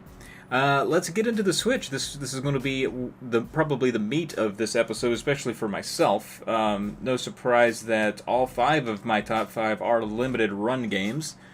You would have thunk. And then I have 4 or so extra Switch games to show as well. So I really brought it here for the old Switch o'clock. Ooh. Yep. Yeah, I've only got 5 and then a bonus thing to show, and only one of mine actually is limited run. Now that I'm looking at it, man, I'm feeling pretty good. All right, well, I'm going to switch over. We're going to show your Switch video. We're going to show your whole kit and caboodle here. Man, I just tossing them above the rest of the games there, like some kind of serial killer. I mean, you'll notice when we get to the bottom, Switch is one of the few systems in my game room right now that I ran out of shelf space. So, this game room is due for a reorg at some point. We need to shift some stuff around and possibly get some bigger shelves to replace some other ones. But I am embarrassed to admit that yes, the Switch does not entirely fit. For anyone who can't tell or couldn't read it, I don't have it here to show, but that blue case, that's the Blaster Master Zero trilogy. Oh, so no way! That is a slipcase that has all 3 of the Blaster Master Zero games in it. How much was that slipcase? I think it was like $10 or $15 on limited run. But that seems to be the going rate for slipcases. I had already bought the 3 games, and I was like, I might as well just. A fool and his money are soon parted, right? Yeah, actually, I might prefer just gaudy redness over having a random big blue block, but oh, look at that old man's journey right in the center. What are you doing, old man? R-type dimension, the EX, get to the left. To the left. What are you doing out there in the middle of the road? What is that? Who's over there? Shelter generation. Get out of here. Get over on the left. What are you doing? Shelter Generations is one of those games. See, I don't know how often you think this. But Shelter Generation is one of those games where I'm like, Pat, I might move that one along to a new home. I bought that one in a fit of deep collecting, and I don't know that I'll need to keep that. I hear you. All right. Yeah. Good group. You haven't... Signal Flow says the era of buying games that will never be open. Oh, these will all get opened eventually. Or some of my sealed ones I just haven't gotten to. Some of them are games that I purchased and played through digitally and then later got a physical copy.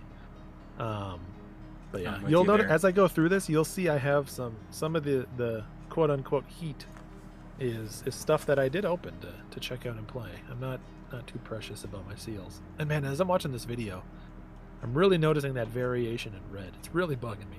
Yeah, there's some orange in there. Some of those are almost orange. Yeah, insane. Switch, what are you doing? Get it together. Yeah.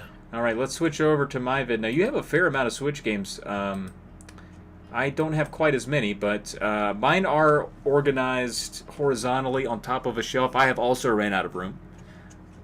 And also, it's in the top corner, so there's low light, so it's going to look a little grainy. It's going to look like found footage from Blair Witch. But I do zoom in. I had to bust out the box light for you, so. I should have done that, but we can, we get nice up close here. We can see some of these titles, and I do end up buying most of my Switch games are things like limited run or special reserve or whatever else, unless it's first party Nintendo. There's really no in between for me for the most part. Ooh, look at this stack, man. I gotta say, I'm not normally a fan of stacking stuff up horizontally, but your Switch stacks are looking actually pretty tasty. It's not bad.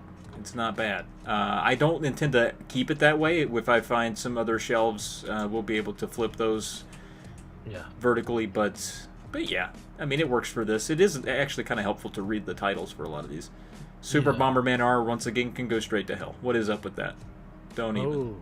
Put that over on the left. Make it white. Come on. I'm seeing some. I'm not going to spoil it. I mean, other observant people will too. But there's some heat in here, Trav. I'm seeing some heat. It's not so bad. They got some good stuff in here. Look at that little Super Meat Boy there. That was printed by Nintendo Hodge from the Cartridge Club. His wife, I believe, actually. Then I'm going to scoot over here real quick. We got some weird stuff. We'll scooch over here and then got a couple other bigger things that didn't fit in the stack. All right. Super Bomberman, get out of here. Get out of here with that, Super Bomberman. What are you thinking? I'm going to let it finish because you're on a little bit of a delay. You're just now mad at Super Bomberman R. You got a few seconds. Oh, love that Meat Boy.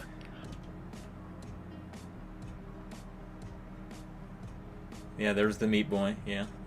Let me know after you've seen the Downwell. I've seen the Downwell. All right. Let's kick it back to just two dudes goofing happily and handsomely. And who wants to go first? Well, first of all, what's these numbers? Let's shout them out. How many is in? Do you have strewn in that haphazard thing you call a Switch shelf? We're rocking 161 Switch games right now, which is more than I thought I had.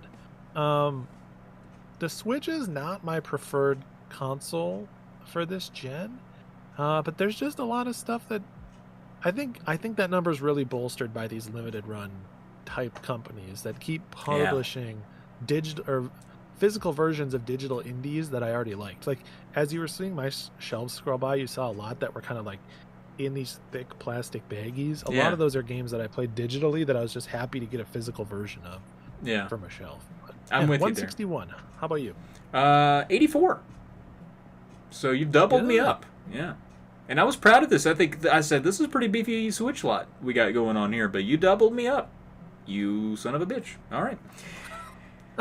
Hey, I might be willing to part with some of my Switch. Maybe we can work something out. Well, we'll see. As long as they have the font in the right spot, we'll talk. All right. So I guess I'll go first. I got a few things here. More. Let me see. I'm going to... what was I doing here? Blah, blah, blah. All right. Here is my number... Yada, yada. My number 5. Switch to me. Boop. And I saw that you had this one as well. Dust and Elysian Tale. Yeah. You know what? We'll just share our dusts at the same time. Why not? There you go. Oh, you're still wrapped up there, so yours is... nice and neat. Yeah. I enjoyed this game quite a bit. I played it on the Xbox. I believe it was like I think it was an Xbox like Games with Gold one time, and I played it and fell in love with it and was just really happy to get a physical copy.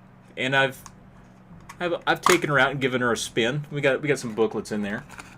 It's a great game. It's pretty good if you can get past the little. I don't know what the little creature is, but if you can get past the voice of that thing. Yeah. Which is just high-pitched sonic weapon. You'll be in good shape. I'm not too surprised. I am surprised that the cover art for this just features her exclusively. Like she's not the main character. She's like the Navi in this game. It's got that reversible cover art though. Oh, see this bad boy's sealed up. Yeah, you got the flipperoonie. Yeah, it's in there. All right. Well, I'm gonna wait 30 seconds for your video to catch up, and I cannot wait to see what the inside. Are you telling me that I got the bad half of this cover art? I mean, you can always open it up and flip her around and get the orig. That's true. But yeah, this is a really good game. I was very happy to see this printed. Do you remember, off the top of your head, did this also get a PS4 printing, or is this a Switch exclusive? Oh, I don't know. I can look it up real quick, but no, I am not sure. Man. That other cover art is pretty dang nice. Wow. Yeah, I believe that's the cover that you typically get with the if you download it digitally, right? So. Yeah. Really good early indie game. Very, very fun. Very beautiful environmental art in that game. Yeah, it's basically a gated exploration game, as we tend to say these days in the modern era. I'm seeing that game is a Switch exclusive. I don't see it on the PS4. So if it's there, my list hasn't updated. All right. Cool. All right, what do you got? All right, so I showed you my dust, but I'll jump into a different one here. This is maybe my favorite thing I own on Switch, even though it's not necessarily the most valuable because it's a pretty recent one. And that is the premium edition for Moon. This was a Japanese exclusive. This is like a Play Asia Japanese exclusive physical edition. And I could probably pop it open and see if I can show you all what's inside here. But for anyone that's never played Moon, Moon is just a really weird, very quirky, there's nothing else really like it kind of game. So this is the cover of the actual Switch. And then inside here comes with this big like Moon note like notebook that has all sorts of like concept art and doodles and stuff. So this game originally was on PS1 and import PS1 only. And it's very heavily inspired Undertale. It doesn't play exactly the same. It's much weirder than Undertale, but Toby Fox has gone on record and saying that this game is like, that's not going to go back in, but saying that it's very much an inspiration for him. And it also kind of has like a little bit of like weird Earthbound energy. It's a game where you play as not the hero, but as someone who is following the hero in their footsteps and sort of like seeing the after effects of that. And then you are doing like side quests for all these different characters to basically like forge bonds and bring love back to the world. So it finally, after years and years and years, got a localization back in 2020, I think. Yeah. Really cool game. Very much highly recommended. Check it out. You can download it on Switch. But the only way to get like a cool physical version was to get this premium edition. Premium edition. Very good. Always educating me, man. You have your I don't know you have your ear on the heartbeat of a many a hearts when it comes to collecting. I typically only focus on like a handful of consoles at a whack, but you always know the weird in every corner. Good for you, buddy. Thanks, man. All right, I'm gonna do a little twofer back to back here because according to my records, which should not be trusted completely, and one of these is sealed. I have the two Bloodstains, which are apparently fetching some pretty pennies these days. Are they now? What are they going for? Well, according to this, and I don't know whether to trust it or not, because my little app here says they're both hitting 141, and sealed one of them is around 180, which I do have one sealed because I must have played it, downloaded, and I just bought it because it's physical or whatever. But I am actually in the midst of playing the second one because it's not even in here, gosh dang. So I don't know if that's true or not. Maybe someone can verify, but I have these both kind of in the same neighborhood of price range, and these are both great games. If you like old school Castlevanias and you're looking for something, you have some character selection, some different abilities, and kind of messes with the recipe a little bit, but still maintains that old school energy. This is going to be right up your frickin' alley. And if you don't get an alley, if you don't have one, and then let this go up it because it's really good. Yeah, it is very good. I have them on the. I think I might have the first one on the Switch, but I think I have them both on PS4. Oh, your PS4 and those Bloodstains. I'm the kind of person, I've said this over and over and over again on our podcast, but when it comes to something that feels old school, for me it just feels better on the Switch to me. I don't know what it is. It just feels right at home. I don't know if that's just me specifically, or I don't know what that is. I saved it's a pretty common feeling. I saved my PS4s and my Xbox Ones and whatever. If I get the new gen stuff for the high octane Doom Eternals and Dooms and whatnot, anything that I could play on my NES, I'll play on my Switch. Well, honestly, a lot of it might just come down to I'm a man that likes to see that trophy get popped. You're a trophy boy. That is right. And man, sometimes, man, good for you. All right, what else you cooking on? What's coming up? Well, first thing I'm cooking on is confirming for Chris vs. Retro that Moon is cool. Please, if this stream accomplishes nothing, at least I could recommend Moon to one person out there. That would bring me joy. No, so my next one here is technically an import. It's a super rare release. We got that Snake Pass. Oh, don't. Which I did not realize got that pricey, but it shot up there. Again, I can't clickety-clack to confirm because Trav will yell at me, but I know that this one is up deep in the triple digits. And yeah, so this is like an early, might even have been a launch Switch game or near launch, where you play as like a snake. Mm-hmm. And when Switch started getting all these like special editions, when limited runs started going hot on the Switch, I was like, man, it is just a matter of time until this game gets a release. 100%, there's no world where it doesn't.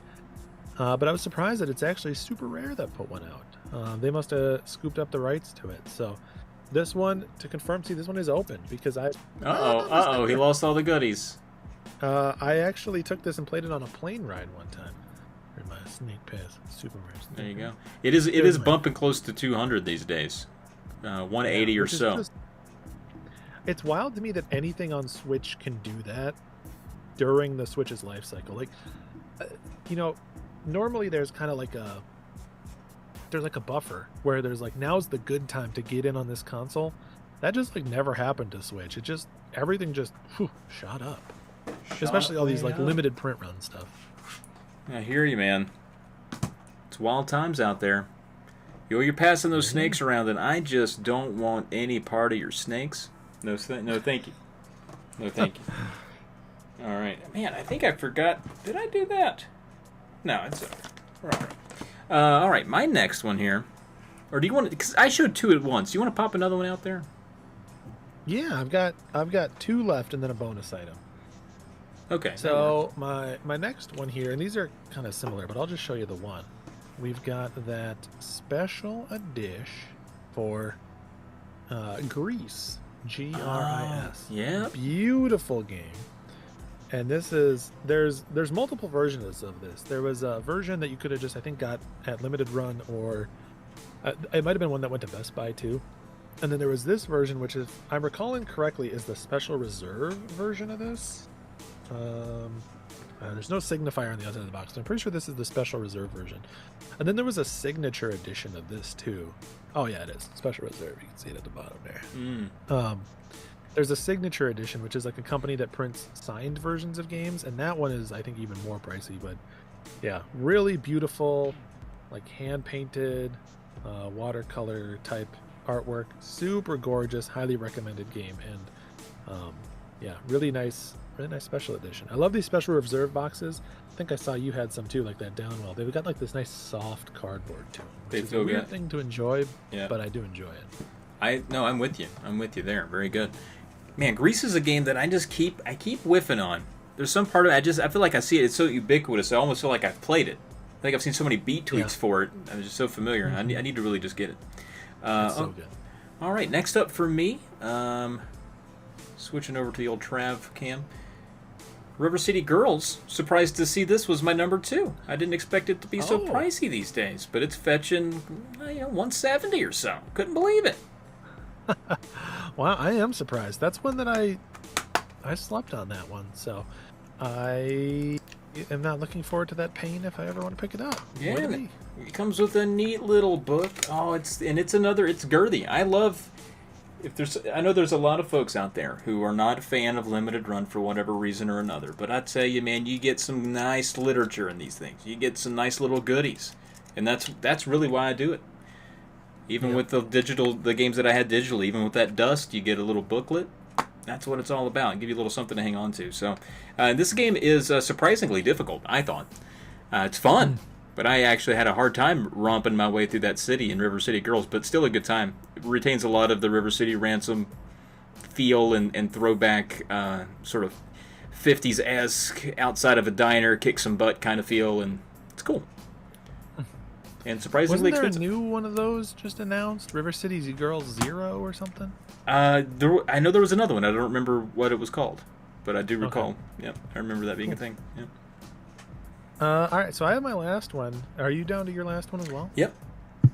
I have a suspicion that we might have the same last one. We might, actually. I'm rocking that Special Reserve The Messenger. Oh. Is that fetching a high dollar? Well, again, I can't confirm for you because I can't clickety-clack. Or did I just forget to add that one to my to my collection in my app? That's the Travis thing to do, is just forget to add it. Special Reserve is I mean, there's ones that have sold for almost 300, 250. Oh. One that I'm not clicking into listing. Wow. But I just didn't have the outer completely. box. All right. Well, that would also be. It's going to be my number 2 then. Oh, yeah. So, look at that. You just learned you had a banger that you didn't even mention. What in tarnation, I say to myself out loud. Get that thing in there. But Let's yeah, this is... Hold them up if you got them. No game needs to be this expensive, but like, if you were trying to justify expensive games, I don't know, Messenger sure is a dang awesome one. Really good music, super fun game. If you are into, you know, like Ninja Gaiden style side-scrolling hack and slash platformers, very, very fun. If you've never seen this game, which I imagine most people have, the cool thing is that, well, I don't even want to spoil it. I'll just say it does a lot with action, like ninja action games of a certain vintage era. And about halfway through, there's a nice twist to it where they mix things up a bit, and it just is a lot of fun. Banger soundtrack. Banger soundtrack. Banger. I mean, I love that game. I played through the first half, and I must have paused for like a week and came back and had no idea, because the game kind of changes, you know, almost like its genre at one point. It goes from being one thing to another thing. And when it switched, I got completely lost. And I'm so lost on it, I don't know that I could ever recover. But it was fun while it lasted. I think I just I backed myself into a corner. You know how it is. Yep. Yeah, I do know. But now I'm curious. What's your number 1? Yeah, so I was surprised, and I think I had to do a double look here. This is it. It's real life. I think you do you not have this game, Blink? Do you not have Shantae and the Pirate's Curse? I don't know. I mean, I knew that this was an absolute, like, powerhouse, but I don't have this one. I'm surprised that I do. It's not something that I would do, is think, let's get this. I don't, because I have the PS4 version, which I don't think is going for nearly what the Switch version is going for. This one's fetching all kinds of weird amount of money. I mean, it's between what I'm seeing here, $360 and $430 is where it's hitting, which is quite a bit.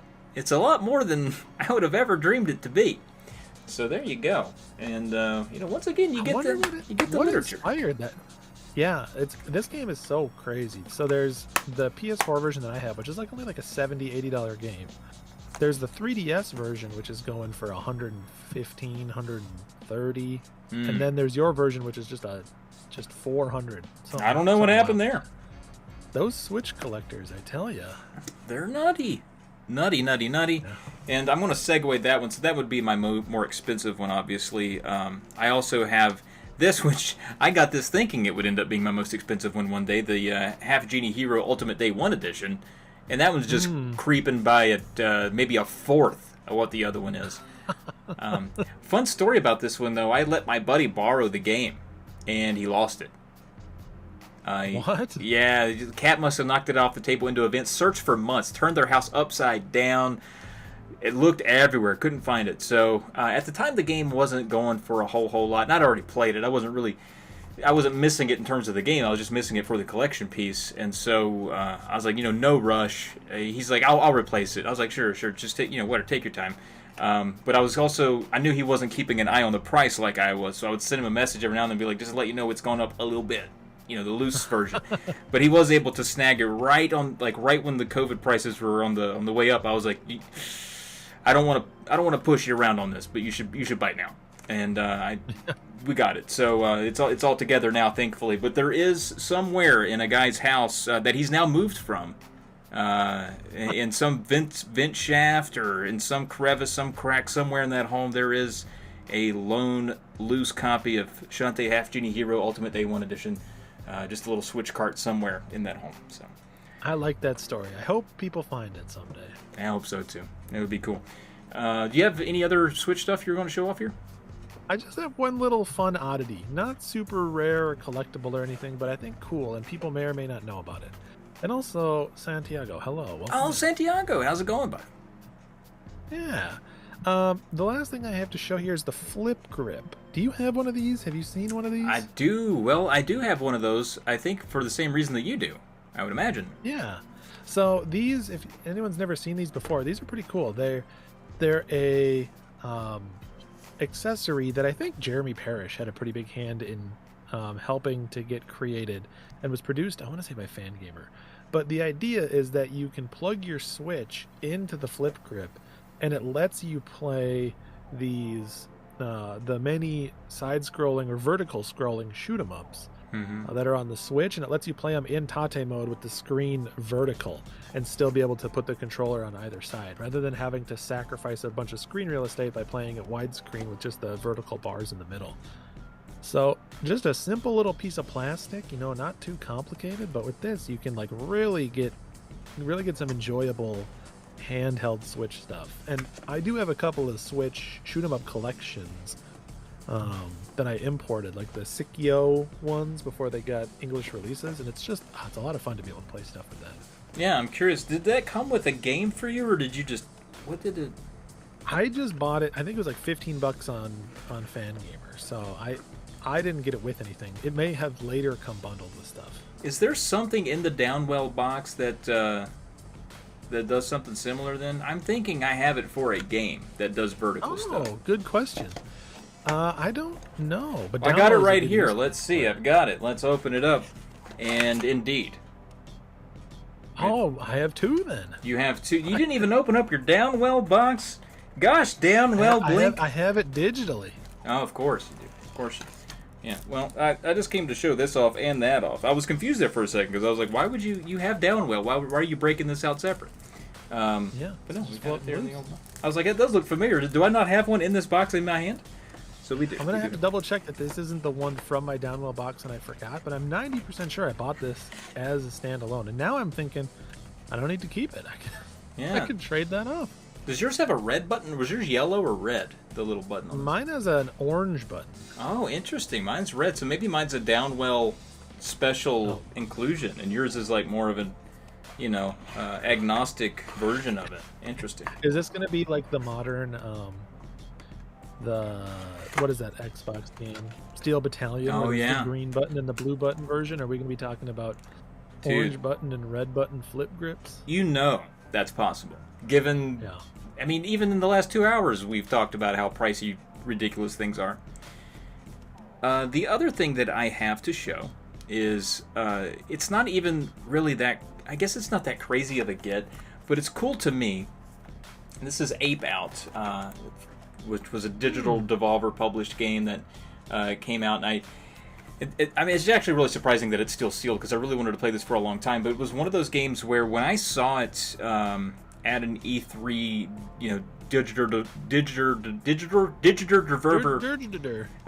when I saw it on one of their Stinger reels or whatever, I was like, man, I really want that game. I hope that they publish that one at some point on a a limited run or a special reserve or a super rare or something like that. And they did, and I missed it. I completely missed it. I was like, oh no! And that was one of the first and few times, because normally I kind of have my finger on the pulse of those things, especially these days. But I couldn't believe I whiffed on that Ape Out, and that was one of the few games that I really, really wanted to see. And I was so sad. I was so sad, and I kept looking on eBay to see if anybody was trying to part with one, and I wasn't finding anything.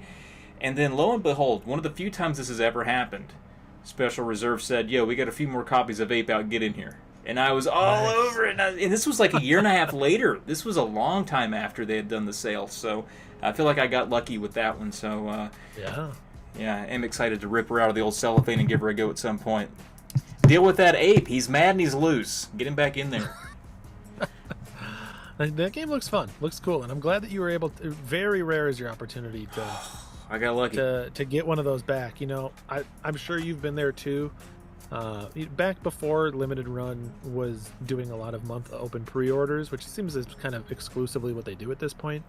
When you used to have to show up at, it was 9 a.m. Central in Limited Run, and every now and again you'd miss that first wave, and you'd know, I only have the 5 p.m. wave. If I don't get it at the second wave, it's suddenly going to be 3 times as much. So it's nice that you didn't have to deal with that stress and you just kind of lucked into a refresh at some point, or what I imagine was probably. I'm guessing they had like some leftover stock that they kept in case there were damage returns or something, and they finally were like, "Yeah, I think we're good. Let's sell this off." I guess so. What's interesting is that they have a number printed on the inside of how many of, what number it is out of however many that they had. And sometimes I don't really trust those numbers. I think it's just kind of there to make you feel good. But this actually says it's $14.99 of 3,000. So unless they sold less than half. I think that's weird. Unless they sell the numbers out of order, I have no idea. But strange. Yeah, so maybe it just didn't sell well. But either way, I feel like I got pretty lucky. I've always been able to get what I wanted from Limited Run when I've wanted. I've never had any issue. But I wasn't there in the early days. I heard in the early days it was maybe a little bit more rough. Yeah, I mean, when I was doing all the Vita stuff, we talked about it, I think, when we did Vita. But Vita at times was a bloodbath, especially for stuff like Super Meat Boy on Vita. Oh, sure. Yeah. Well, what's on the the Switch is they're still pumping them out, still pumping. So what's on the wish list as of today? What are some games out there on the old Switcherooski that you wouldn't mind getting a hold of one of these days? Yeah, so there are some fan gamers been doing some physical versions of some stuff that I haven't just taken the time to purchase. One of which is Baba Is You. That's an amazing puzzle game that now has a physical version that I'd like to pick that one up. There's a couple of games that I may go for the Switch PS4 version. Like there's one, I think it's an NIS published game called The Liar Princess and the Blind Prince that looks really cool. I mentioned those Sikio Shooting Star collections. So I imported them when they were import only, and then they later came out with I have 3 collections, and they consolidated them down to 2 that have North American published versions. So I'd like to trade up to the North American published ones. Anything else big that I really want? That new WarioWare, I don't have that. And then there's a ton of little stuff, indie stuff, random stuff that I'd like to pick up at some point. But as you say, it's a fresh new system that's still rapidly coming out, so my actual wish list itself is 40-45 games long. Yeah, I'm a bit opposite only because of effort. I haven't really gone through the library and seen what all I've missed, because this is one of the few systems that I kind of paying attention to. So very, very few things I like get by me. I feel like I'm able to snag most things. I need to go through and do a deep dive and see what's slipped through the cracks, and maybe what are some things that I kind of said meh to that people have played and said, nah, this is good, you got to have this. And I got to go back and get it. One of those games, though, is Octopath Traveler. That's a game that I've always wanted to play, and I just held off from getting it because I'm like, well, that'll always be, in a neighborhood of price range that's manageable. I don't suspect it'll shoot up to $200 any day too soon. Probably not. But there's probably a ton of games, if I really paid attention, I could go through here and say that I wanted, but today, not the day that I know that. What are some suggestions? What do you think I should have? Some stuff that you really need. Here, let me go to my Switch collection and see if I can't pull up. I know you must want that Advance Wars when that comes out at some point. Oh, absolutely. What do I look like? Let's see. If I'm looking at my Switch, what are some of my top recommendations? Give me that recommendation. I see you got that Hades, right? You got that Hades. Got that Hades, yeah. You got that Monster Boy in the Cursed Kingdom. I do. Wait, do I have the? There was a Wonder Boy that came out too, right? That was the remake. I don't have the Monster Boy. Monster Boy in the Cursed Kingdom it's a original game, yeah. That is a super high recommendation from me. If you like that Dragon's Trap remake, Monster Boy in the Cursed Kingdom is top tier. One of the best gated exploration games I've ever played. Super good. It's going on the wish list as we speak. Other ones that I like. Did you have that Switch version of Return of the Obra Dinn? Oh, dude, that's how I played it. I love that game. Yeah, game absolutely slaps. Slaps right in the Sayonara freaking Wild Hearts face. is one that I never missed up the opportunity to recommend. There's a Switch version of that. Wander Song is a really good indie game that has a physical version. I think that one might have been Fangamer published too. What the Golf, another one, really, really, really good. What the Golf is great. Silly game.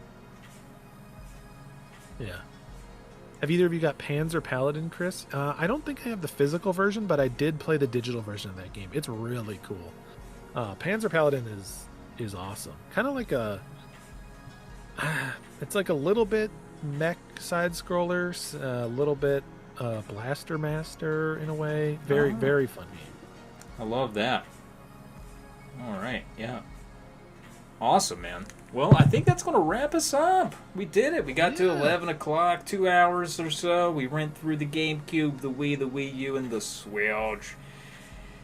And we learned a few things. We learned that you might have 2 Flipperooskies on the Switch. We learned that... what else did we learn? I learned that I have the wrong House of the Dead on Wii, in my case. You also learned you had the Messenger. I did. You didn't even add into your list. I also didn't have Ape Out on my list. There's something about these big boxes. I just throw them up on the shelf and forget to list them. I'm an idiot. That's what I am.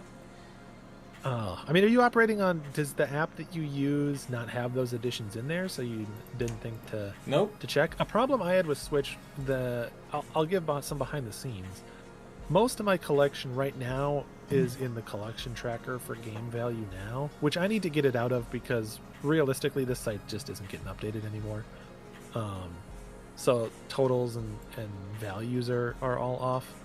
But a lot of times on new systems, especially the Switch, I would notice that I'd go to add them in when I bought them new, and they wouldn't be in their database yet. They wouldn't have updated the database to have that game listed. And then I would never think to go back and actually add it in after the fact. So my backlog shows the 160 Switch games, but my collection in Game Value Now only shows 106. So it was just like way out of date. Yeah, that might have happened too, actually. I mean, the app does have them, but there is a bit of a delay between when they get shipped to my house and when they show up on the old app. So that might have been it. Yeah. All right, great. Very cool, man. Well, we have more of these coming. We're striving to get to that NES collection showcase. At least I know I am. But I'm curious, if the NES is my big one, what would you say your big one is? I mean, maybe we've already done it. I think we've probably already gone through it. I mean, depends on how you ask the question, I suppose. PS2 is one of my biggest ones. It's one of my biggest collections, and it's one of the systems that I have the most, like, high-end. You know, I've got the Kuon, the Rule of Rose, all the, kind of a lot of the big ones. Yeah. I would also say, you know, Virtual Boy, just because I have the full set, is probably that's cool. Inherently a big one. And then Vita is a pretty big one for me, too, because I have like half of the licensed set, maybe a third of the licensed set, and all the limited run physicals. So those are probably my biggest one. Oh, DS, too. God, look at that DS. I love that DS. You do love the DS. It's weird. I think my biggest games are going to come in the NES and Super Nintendo showcase, so I'm excited for that. Of course, I'm just loose. You've got them all in the box over there in the Blink neighborhood. I mean, I think you've got some loose ones that probably trounce anything I have complete when we get to NES. So yeah, perhaps. So looking forward to that, but we still have to somehow fit in the Jaguar.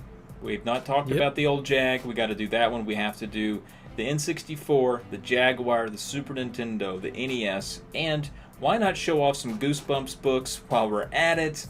I got a bunch of those. We got some Amiibo maybe, and some other trinkets and collectibles, so we'll find a way to lump all those into one maybe and save the Super Nintendo and NES for one night by itself. Let it just sit there. Let the people take it in. Yeah. Because I know I want you to just be able to go full hog on that NES. I don't want you slowing down, but I want to see a stack of 20 plus. Oh, I think we could get to 20. I looked at the prices on that thing recently, and it actually made me nervous. I was like, I need to get better locks.